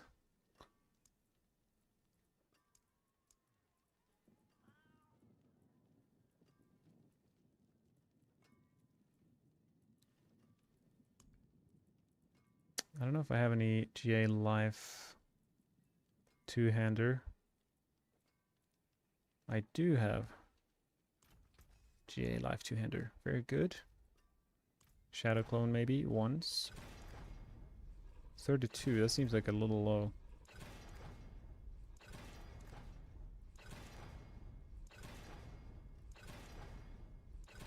I mean, little unlucky. Perfect. And now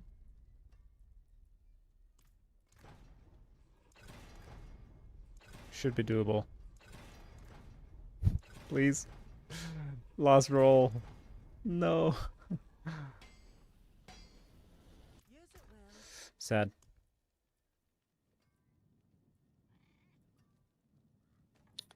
I guess no GA Life for me.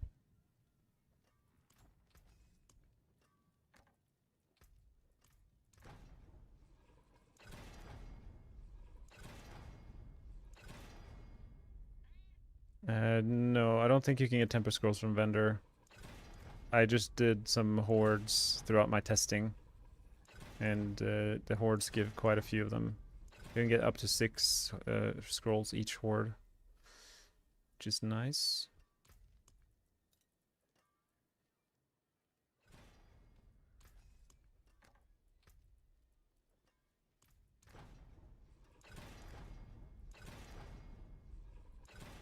I feel like I've been unreasonably unlucky with this.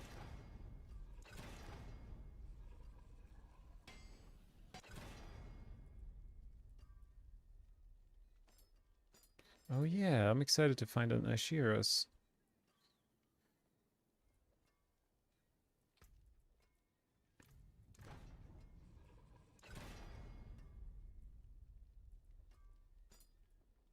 Oops.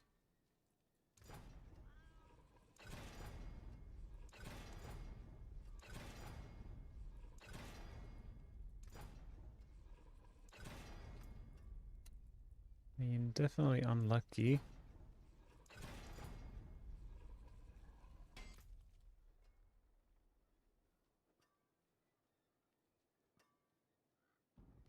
Greetings. How shall I guide my hammer?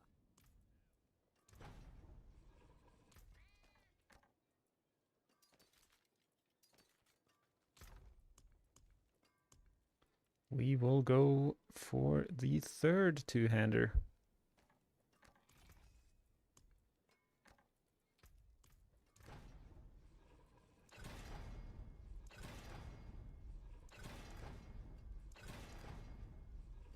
Okay, maybe this is the one. That is the one. We try the unstable power basic skills in 3-second cooldown cannot be reduced. Not sure if a bug. Yeah, exactly. I think it is a bug. Wait.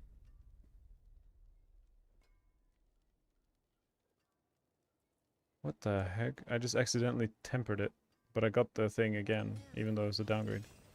That was crazy. Will Blast still be a good boss to farm in Season 10? Yeah, unfortunately. But we don't rely as much on mythics because you can get chaos armor, which are quite comparable. Solid bits here.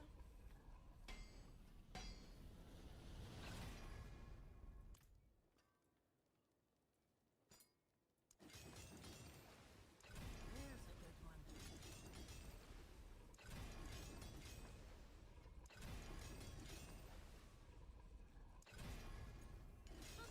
More fair than I thought. So my one worry with the build I'm making now is that I might just die as soon as I see the enemy.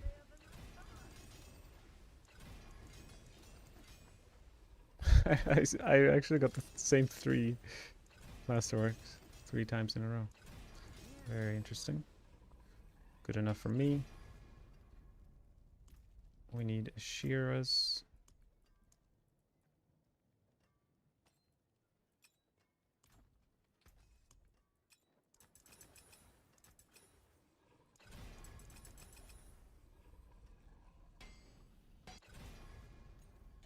Solid bits here. The key to Diablo 4 is to turn off damage numbers and not pay attention to the PTR, and the class balance and comparisons kind of float away.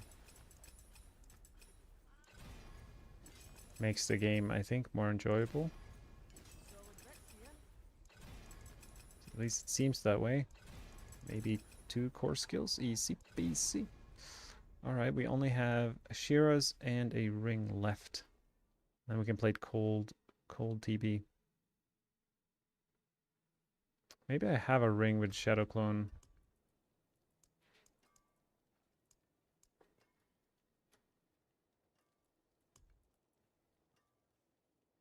Hmm.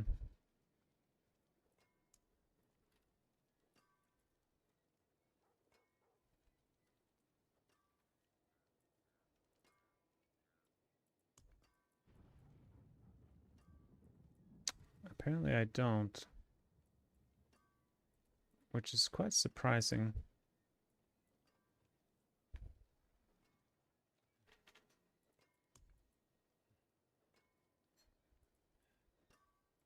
All right.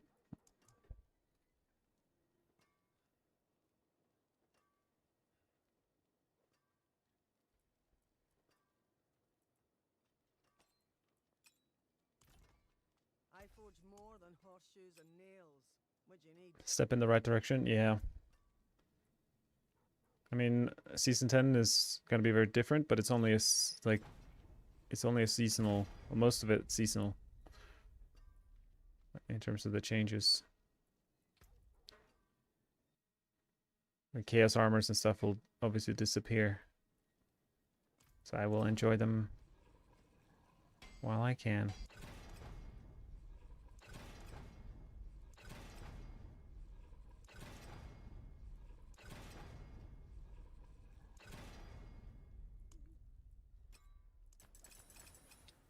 Probably want as much cooldown as I can get. Maybe that's good enough. I'll keep There is magic in all things. Let me show you. Get some all-res on here.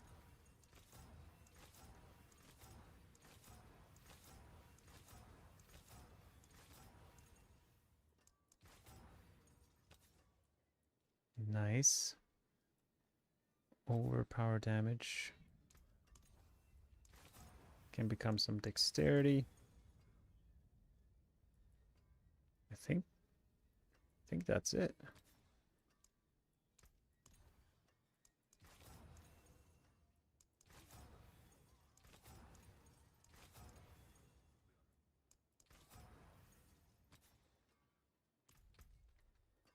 Sweet.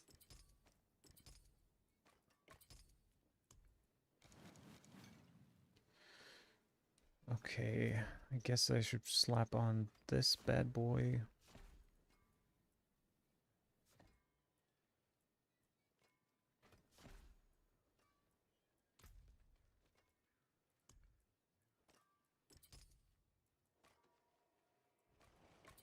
Something like that, and now we go farm a Asheras.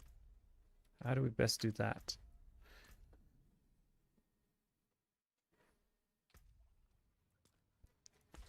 Gonna go. I have a separate character for whenever I need to open up a bunch of chests.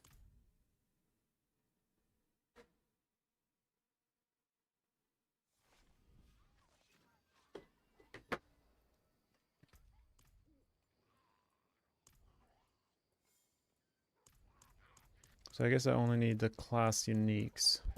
And I'm looking for daggers specifically. Shouldn't be too difficult. Don't need any of these. I guess I can make a little pile of these.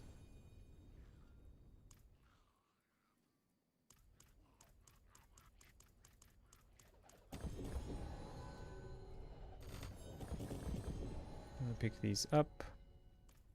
And then we open them. And hopefully we get lucky with that multiple GA dagger. But I really only need a 1 GA on weapon mastery on the dagger.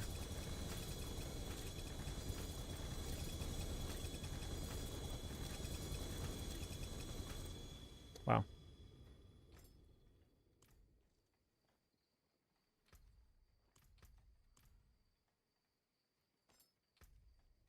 It's hard to see the little dagger icons on the ground, so I'll just have to maybe read.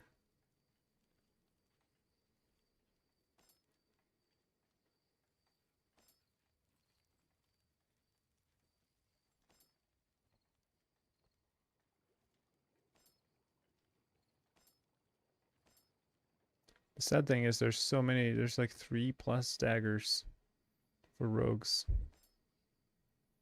So the odds of it being a Asheras is pretty low. 4 GA ring, what?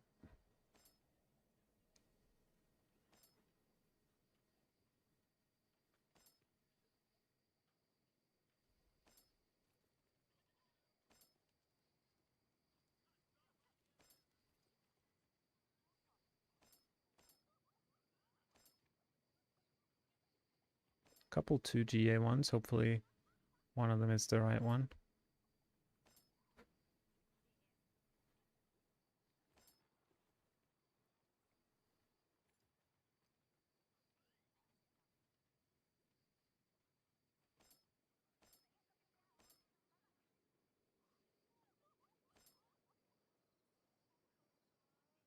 Four GA bow. Whoa. So many red daggers. Is that a 4 GA Sky Hunter? That's funny. Unfortunately, it's pretty useless.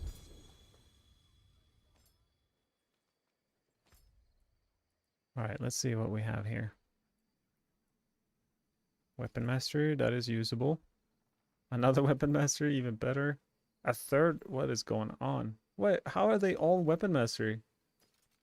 That's insane.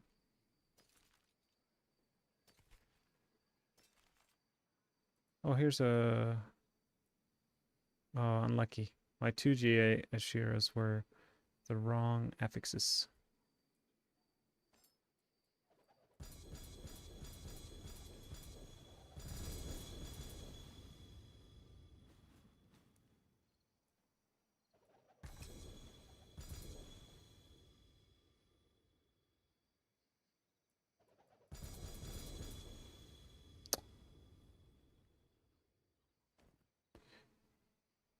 We actually, yeah, don't need to look for more. It's good enough for me.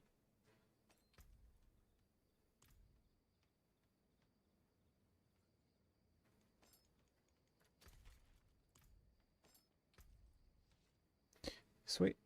So which one's the best one? This one seems pretty good. It's got 48. Nice. We'll use that.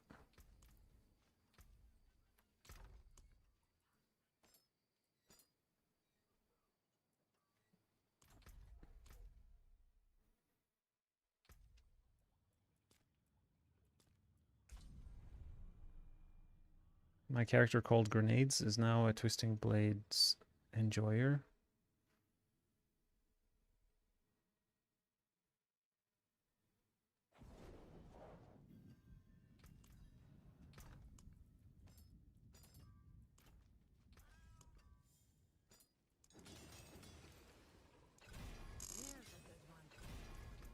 Oh, let's try to hit as many weapon mastery ranks as we can.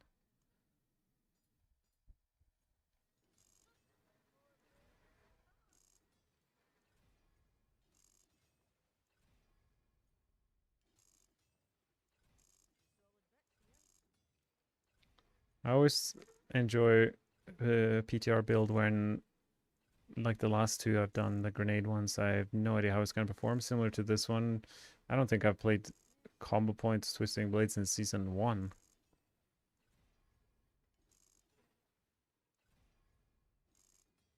But usually, that's usually when no one plays it, it just means that it's bad. But sometimes, like last season, no one played Poison Twisting Blades until I accidentally stumbled upon the build myself, and then apparently it was the best build. So maybe we can get lucky with one of these builds that we're trying out, and it happens to be better than anyone would have predicted.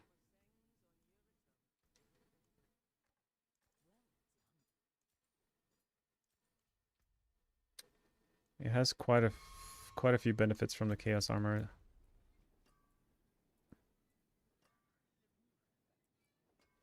And the seasonal perks. Yeah, first time I get to see the new Blade Dancer. 240% damage. That seems insane. Too bad it's been cut in half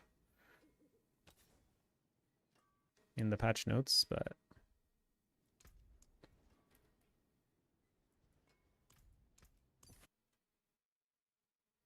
barrier, cleave, vehement.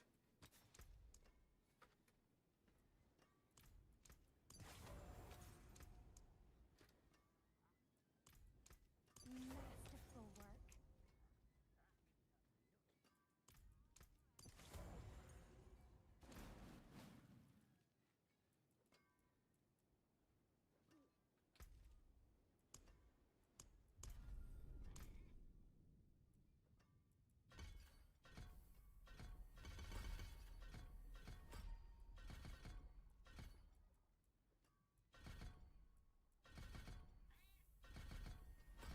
16 ranks of weapon mastery.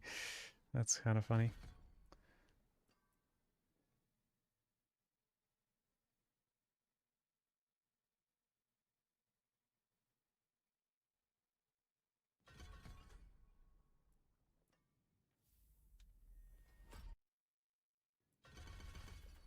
Wait, I'm playing without Dark Shroud. It will be pretty scary. I should remove points from these because of the bug.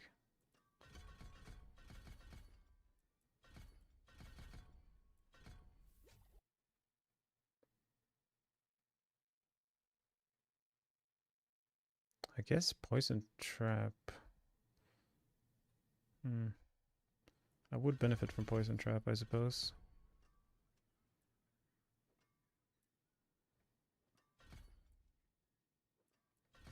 One benefit for my survival is the second wind. Hopefully that should be quite good uptime on that one.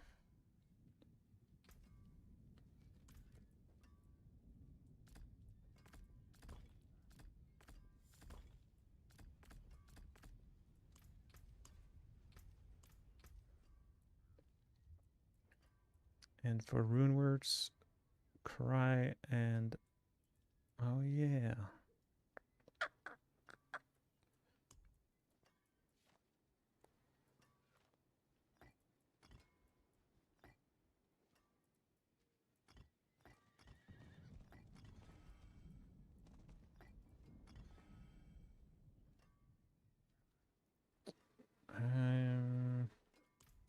What is a good invocation rune?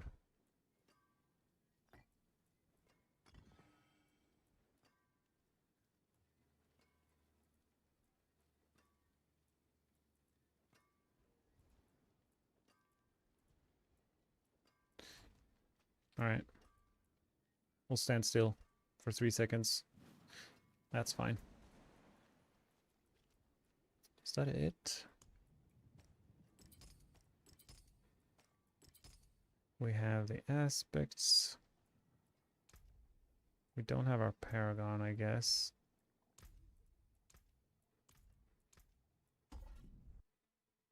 I have a feeling our resistance and armor is going to be the challenge. Wait, do I have these right? Yeah. Interesting.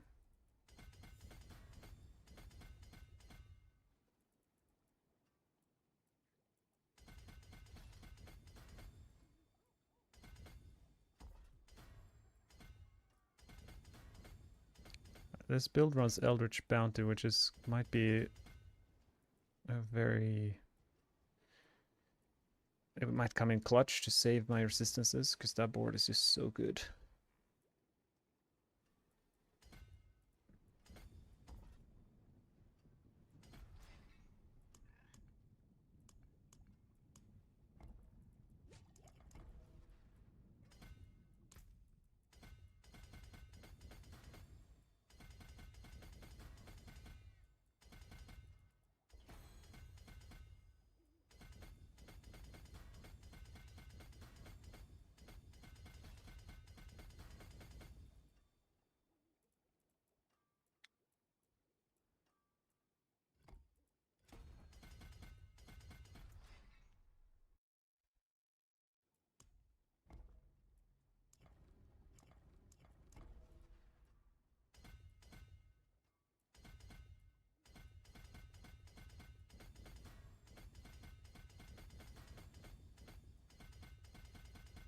Feels illegal to not run Dark Shroud, especially as a melee build.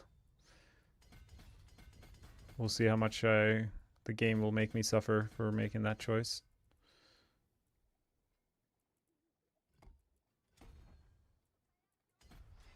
Where did the runes go? I'm collecting the rune boxes, but I can't see any. The different tabs in your inventory here, it's like the second tab is the socketables. So you have different tabs here of consumables, dungeon keys. The runes go in the socketables.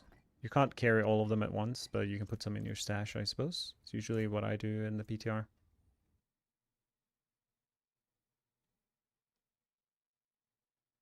You can't get them? That's sad.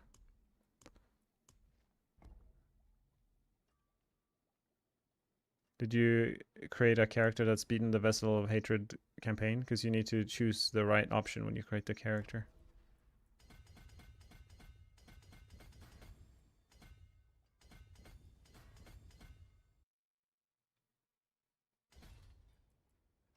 Question is...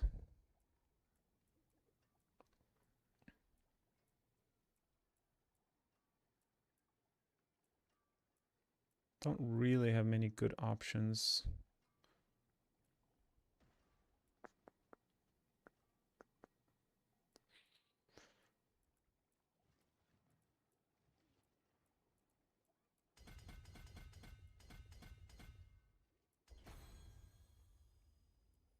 I mean, if you got the character online in PTR, you just put all the items in the stash, and you can put them on a new character pretty fast. I guess you have to redo the skill tree and stuff. Potentially. Not ideal. Is there a major difference between using Dark Shroud level 1 and level 5? Yeah, Dom enemy level, there's quite a big difference in... It's very beneficial. The more ranks you have in Dark Shroud, the way more defense it provides.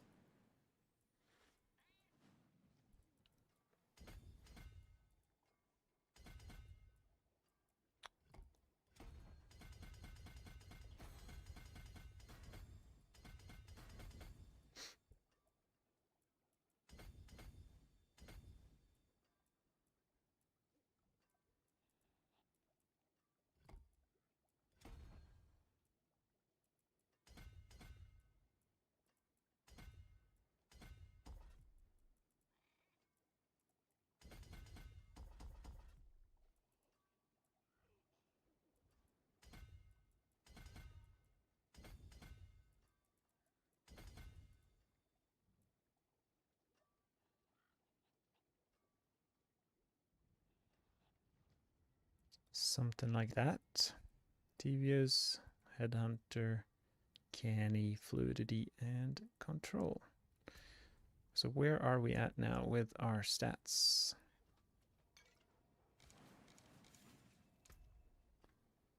74 resist.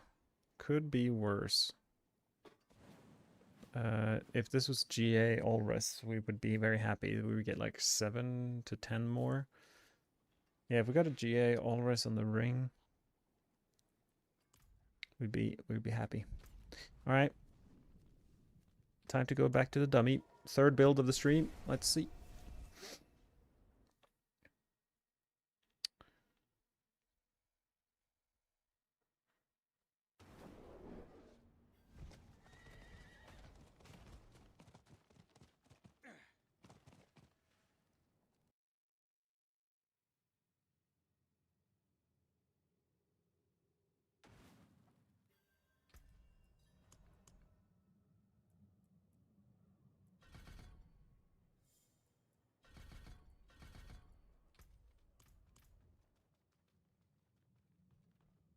Okay, we need to change the controls.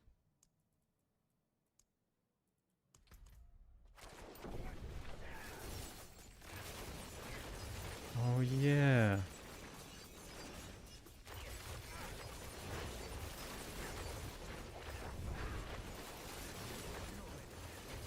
Yeah. Is there... If I have multiple training dummies, I will reduce... This is such a rare effect.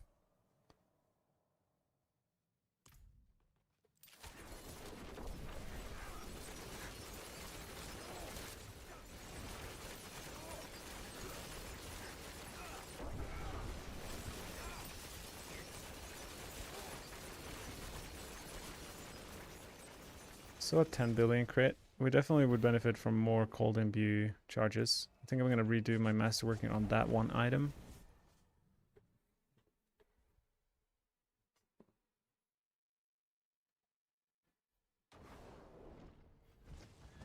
Yeah, no worries.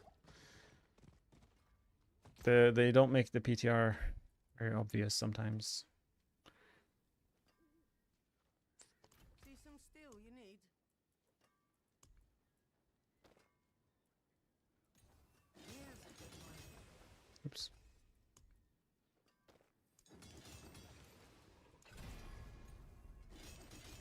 Ideally, I would get 2 charges of cold imbue.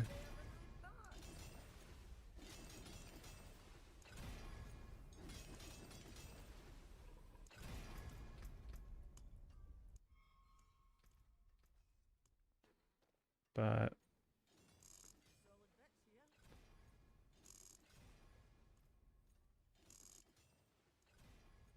even just 1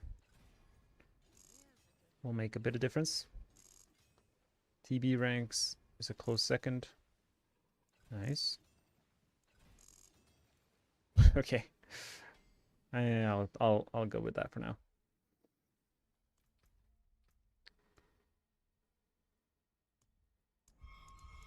All right, let's find out. Will we just straight up get one shot by every single enemy, or let's start with the tier 80 because anything below that is just sad.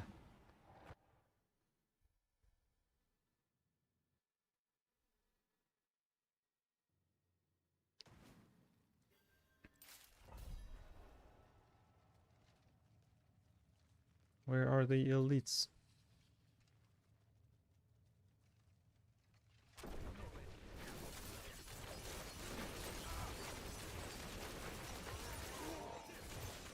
Okay.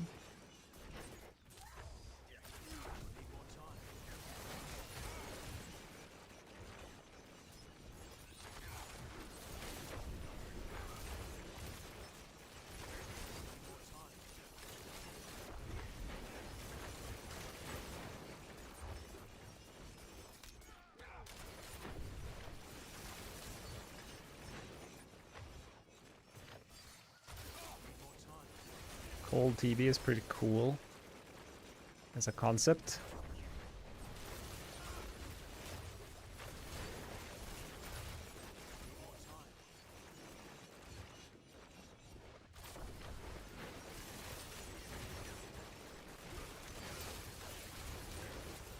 Oh, almost died there.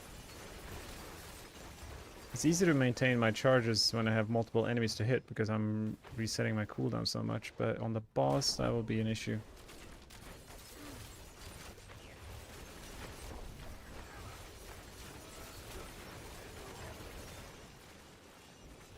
I need to ask Ava about if he's tested. Basically, I don't know if Shadow Clone might be a mistake. If I go Death Trap in this build, maybe it's better.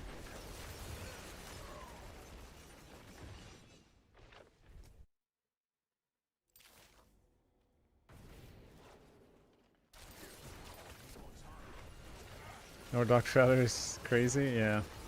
It's a little bit crazy, isn't it? I can definitely squeeze out more damage out of this build if I run Lucian, and we could do maybe even Fist of Fate instead of Shroud of False Death. It's just gonna get more and more sketchy.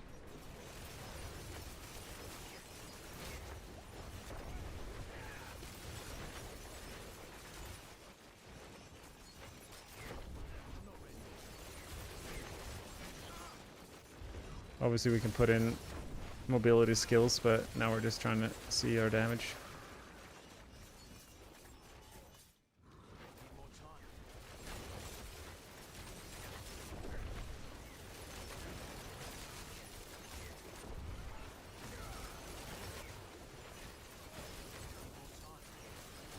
I guess if I use Crown Illusion, I would actually get more second wind barrier, which might actually increase my defenses.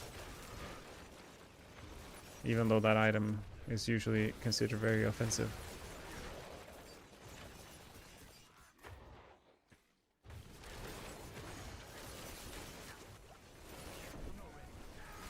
But yeah, I think the boss will be a bit of a struggle.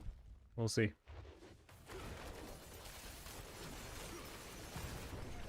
How do I regain energy? With innervation? Innervation? One of the two. Whatever it's called.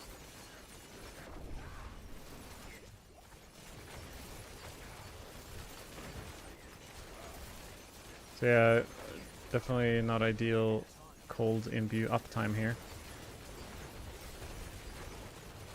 We're dealing mostly physical damage even though we're scaling our... Oh my goodness, when he got staggered, the damage came online.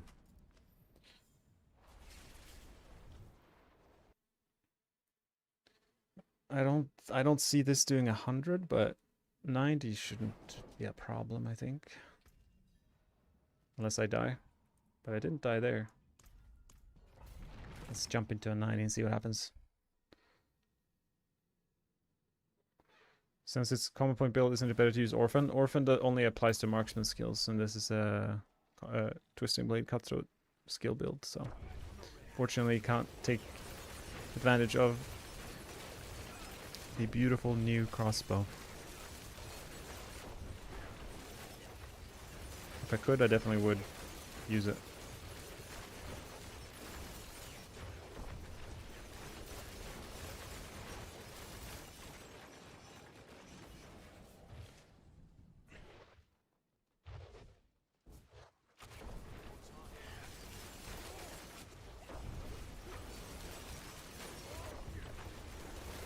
I mean, I need to turn off these damage numbers. That's for sure. Can't really see what's happening. And I feel like this, with the burst and everything, it would look really cool. I could choose another perk for 40% more damage, the imbue one. Actually, that would be more than 40%, now that I think about it.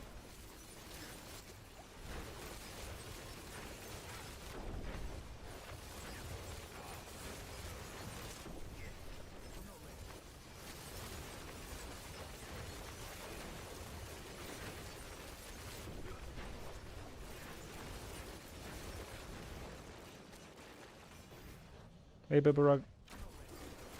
Versus, I've tried DT build, but I guess Aftermath is bugged. I couldn't get any energy back to spam DT. Yeah, if you read the patch notes, Aftermath is completely changed, the passive. So you don't want to put points in it even. You have to restore your energy with tempers on your rings. There's other ways to solve that problem, basically. For Season 10 onwards.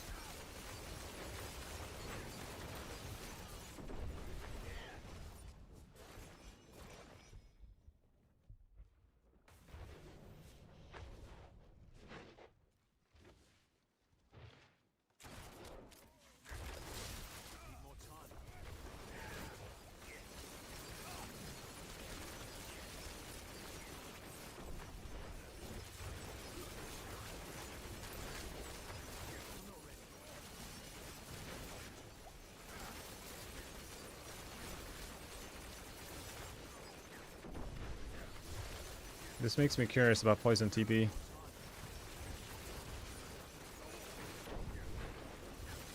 Because if TB is nerfed and this build could still do 90, then what can Poison TB do?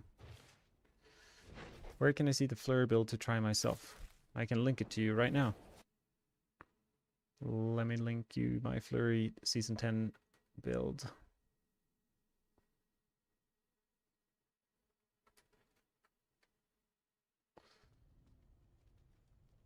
There you go.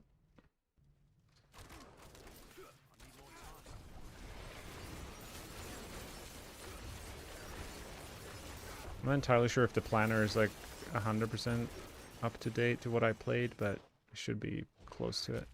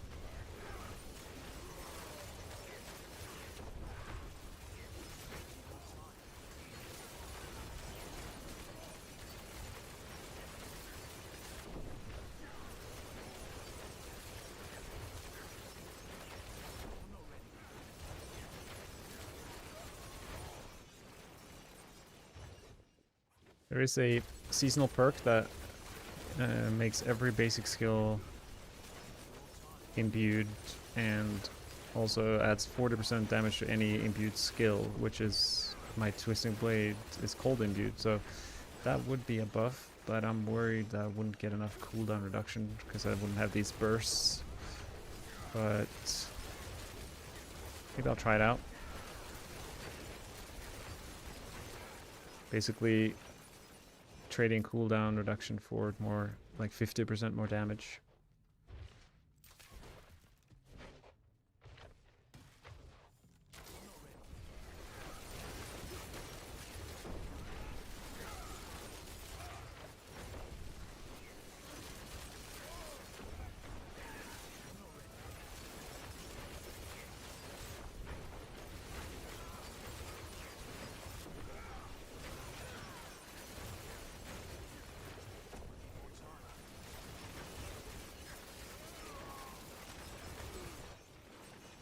In the last pit we got to the boss, and the boss was a struggle until he got staggered, but it took so long even for the first stagger, and I'm not entirely sure why. I guess my only CC are from my skills, like smoke grenade, but I should be like applying quite a bit of cold.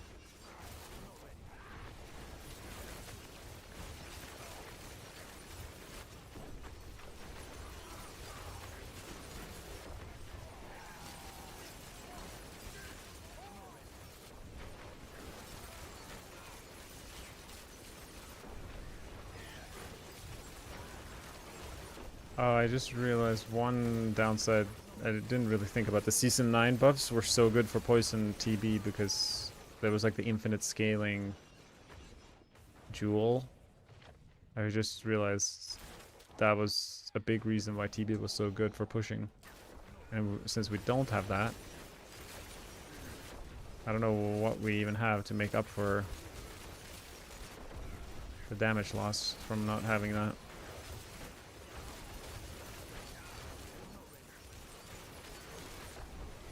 Kind of nothing.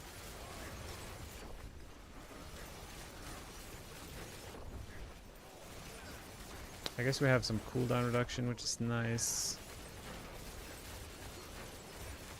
Some generic multipliers, I suppose, are not gonna be bad.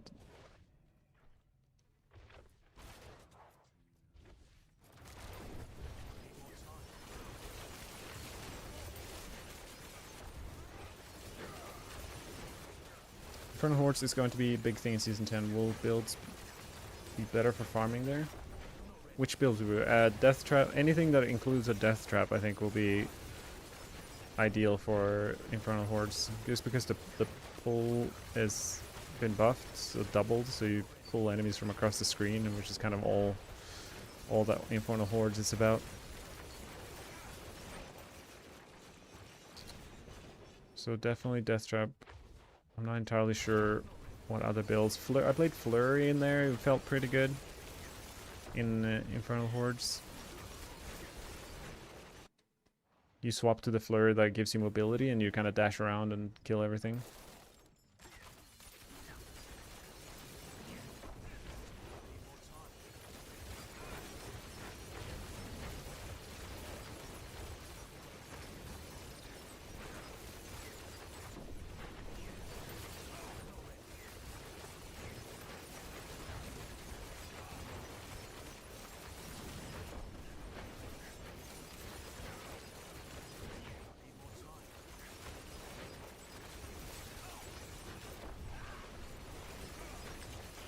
Oh, I didn't do much damage to him there. I wonder if I should put in a like Cax rune. Maybe that would help. I feel like I have infinite energy anyway. Right now I'm running like... What runes am I even running? I have Cry rune and...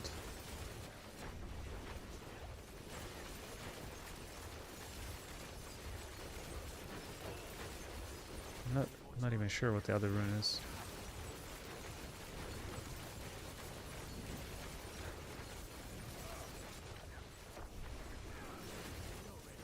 Well, this is pretty nice. We got another tier 90 build.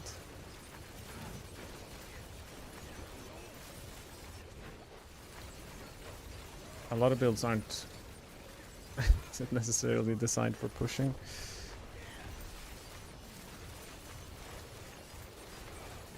And I feel like this one is neither. It's like not necessarily speed farming.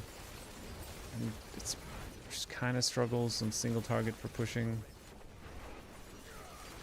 But it's pretty cool.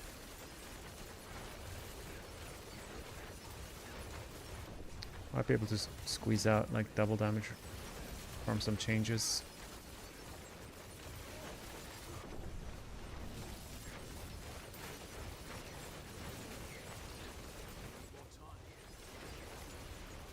How do I dodge these things?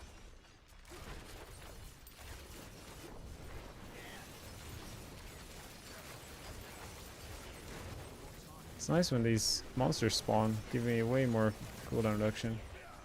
Oh no. Okay, well, I don't think I want to hit that guy for 4 minutes. But I think it's safe to say that we can do tier 90 plus with this. Tier 90.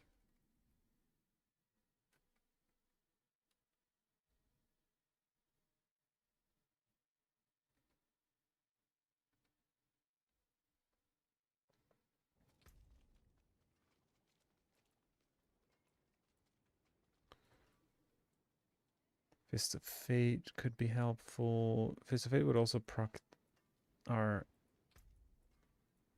this power more often.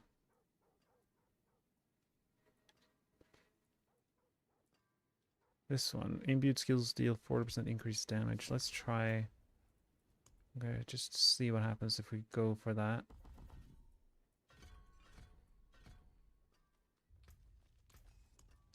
And then what runes? Lith Cry. Pull things in. And Vex rune. I mean, we can definitely do better than Vex rune. Come on.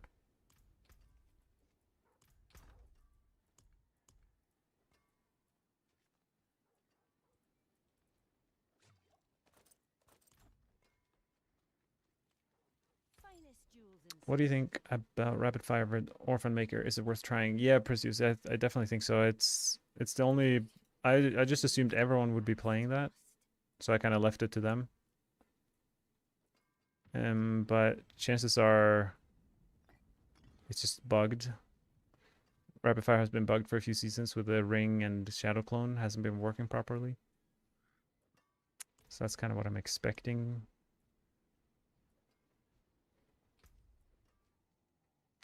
To be the case.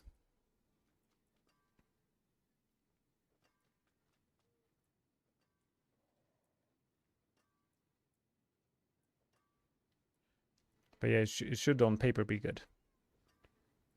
For sure.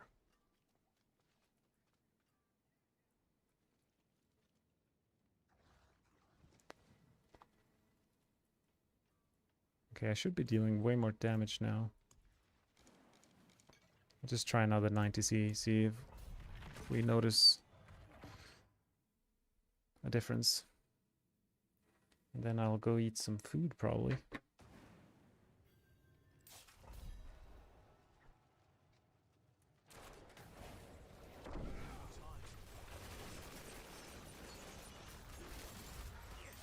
Oh no, what happened there?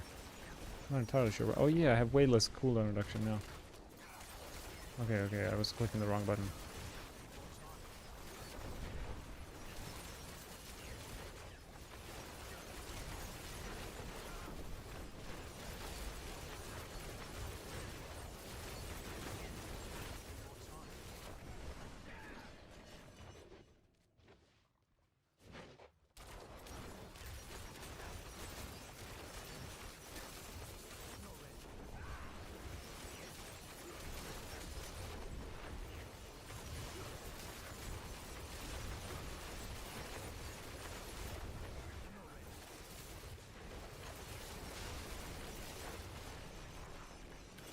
I think my damage is higher.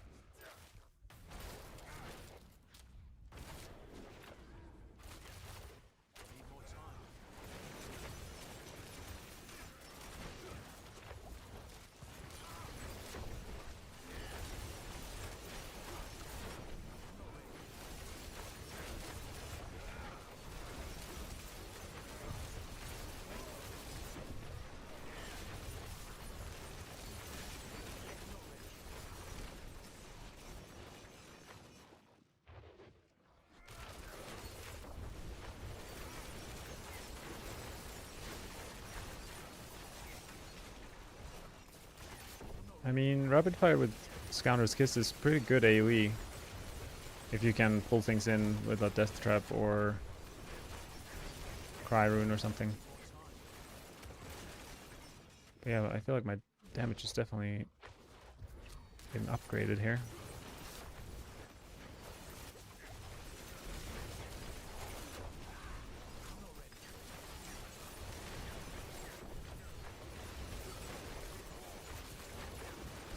It's so nice to have the execute on forceful arrow. Anything below 30% just disappears.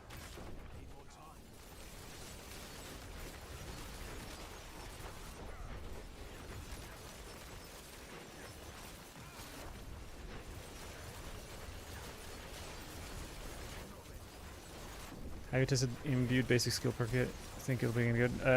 I thought it would be amazing, but I don't know if it's a bug or what, because they said on, like, the actual Blizzard people said that you would be able to reduce its cooldown, but the 3-second cooldown is untouchable, like you can't reduce it. So it's a fixed 3-second on the basic, and that kind of sucks. Like, I have a setup and a planner for a build that reduces the cooldown, so it's like less than 1 second cooldown on each basic skill, but it just doesn't work the way it said it would on the box, you know? So I think if they fix that and in Season 10 when it goes live, it might be really good. Or if they fix it this week, maybe we can test it, but...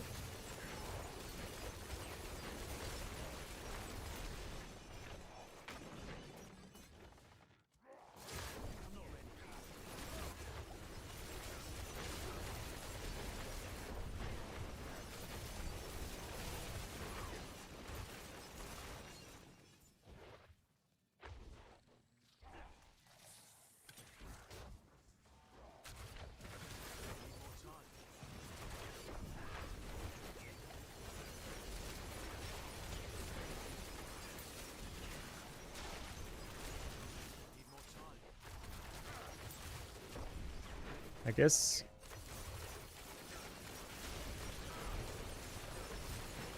the value I get from the execute goes down because I'm losing. I have so many points in weapon mastery that when enemies are below 35%, they will die really fast anyway. So maybe I should run the other forceful arrow bonus. The only problem is I don't want to be knocking things back, and that's what that does.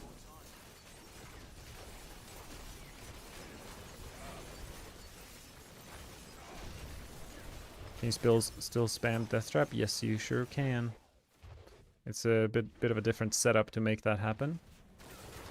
I'd say it's a more interesting setup, or interesting way than just like slapping on one item like before.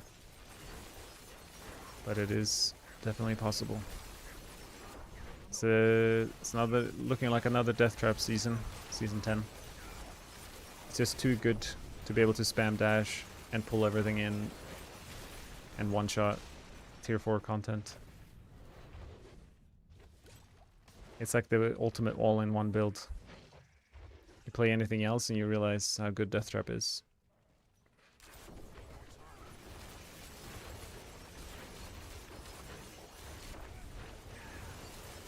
Do you only test Rogue? Any plans for Spearborn? No, I only test and play Rogue. I played Spearborn in Season 6 when it came out in the expansion. But since then I've been back to Rogue. Not only do I like make guides for max roll for it, so that's another reason now since Season 9, but it's just too much for me, like, to keep track of all the buffs and changes to all the classes and all their items, and I like just focusing on one class and keeping track of one class.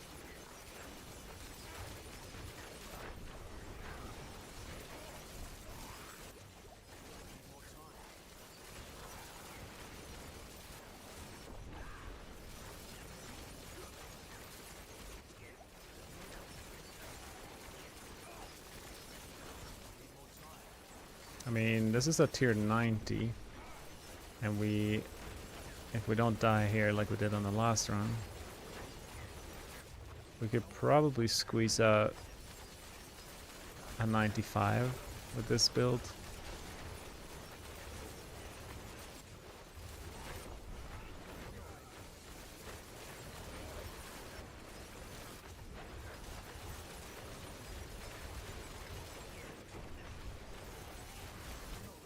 I think I'm just gonna dodge that thing. But yeah, my damage is insane here at the end. Weapon Mastery and Quack's procs are kicking in.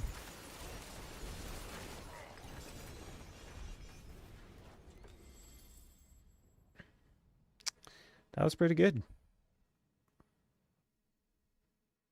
I wrote 90 before this run, but like with the changes, I feel like it's like 93 plus.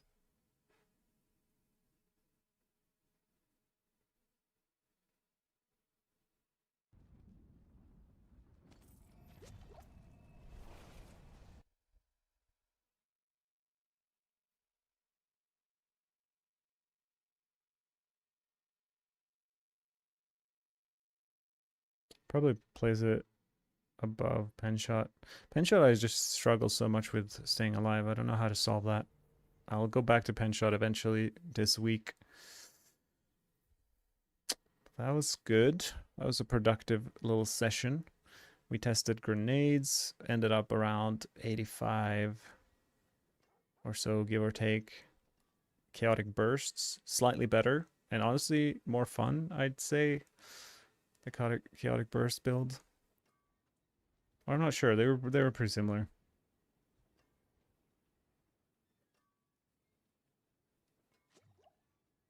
And what else? We did cold TB.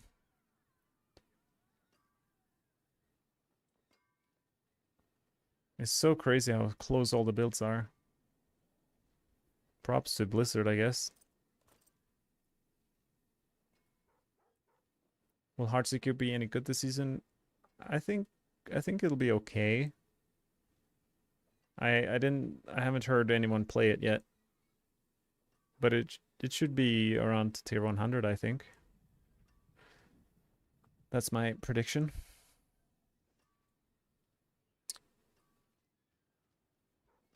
Okay, so I guess the only builds left for me to do... Maybe I'll add a rapid fire in here. Because this is... bugged.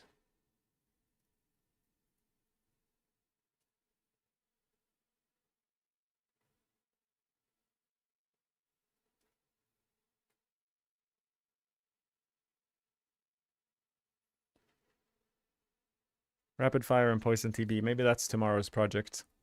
You guys want to watch me play rapid fire and poison TB and see how they perform?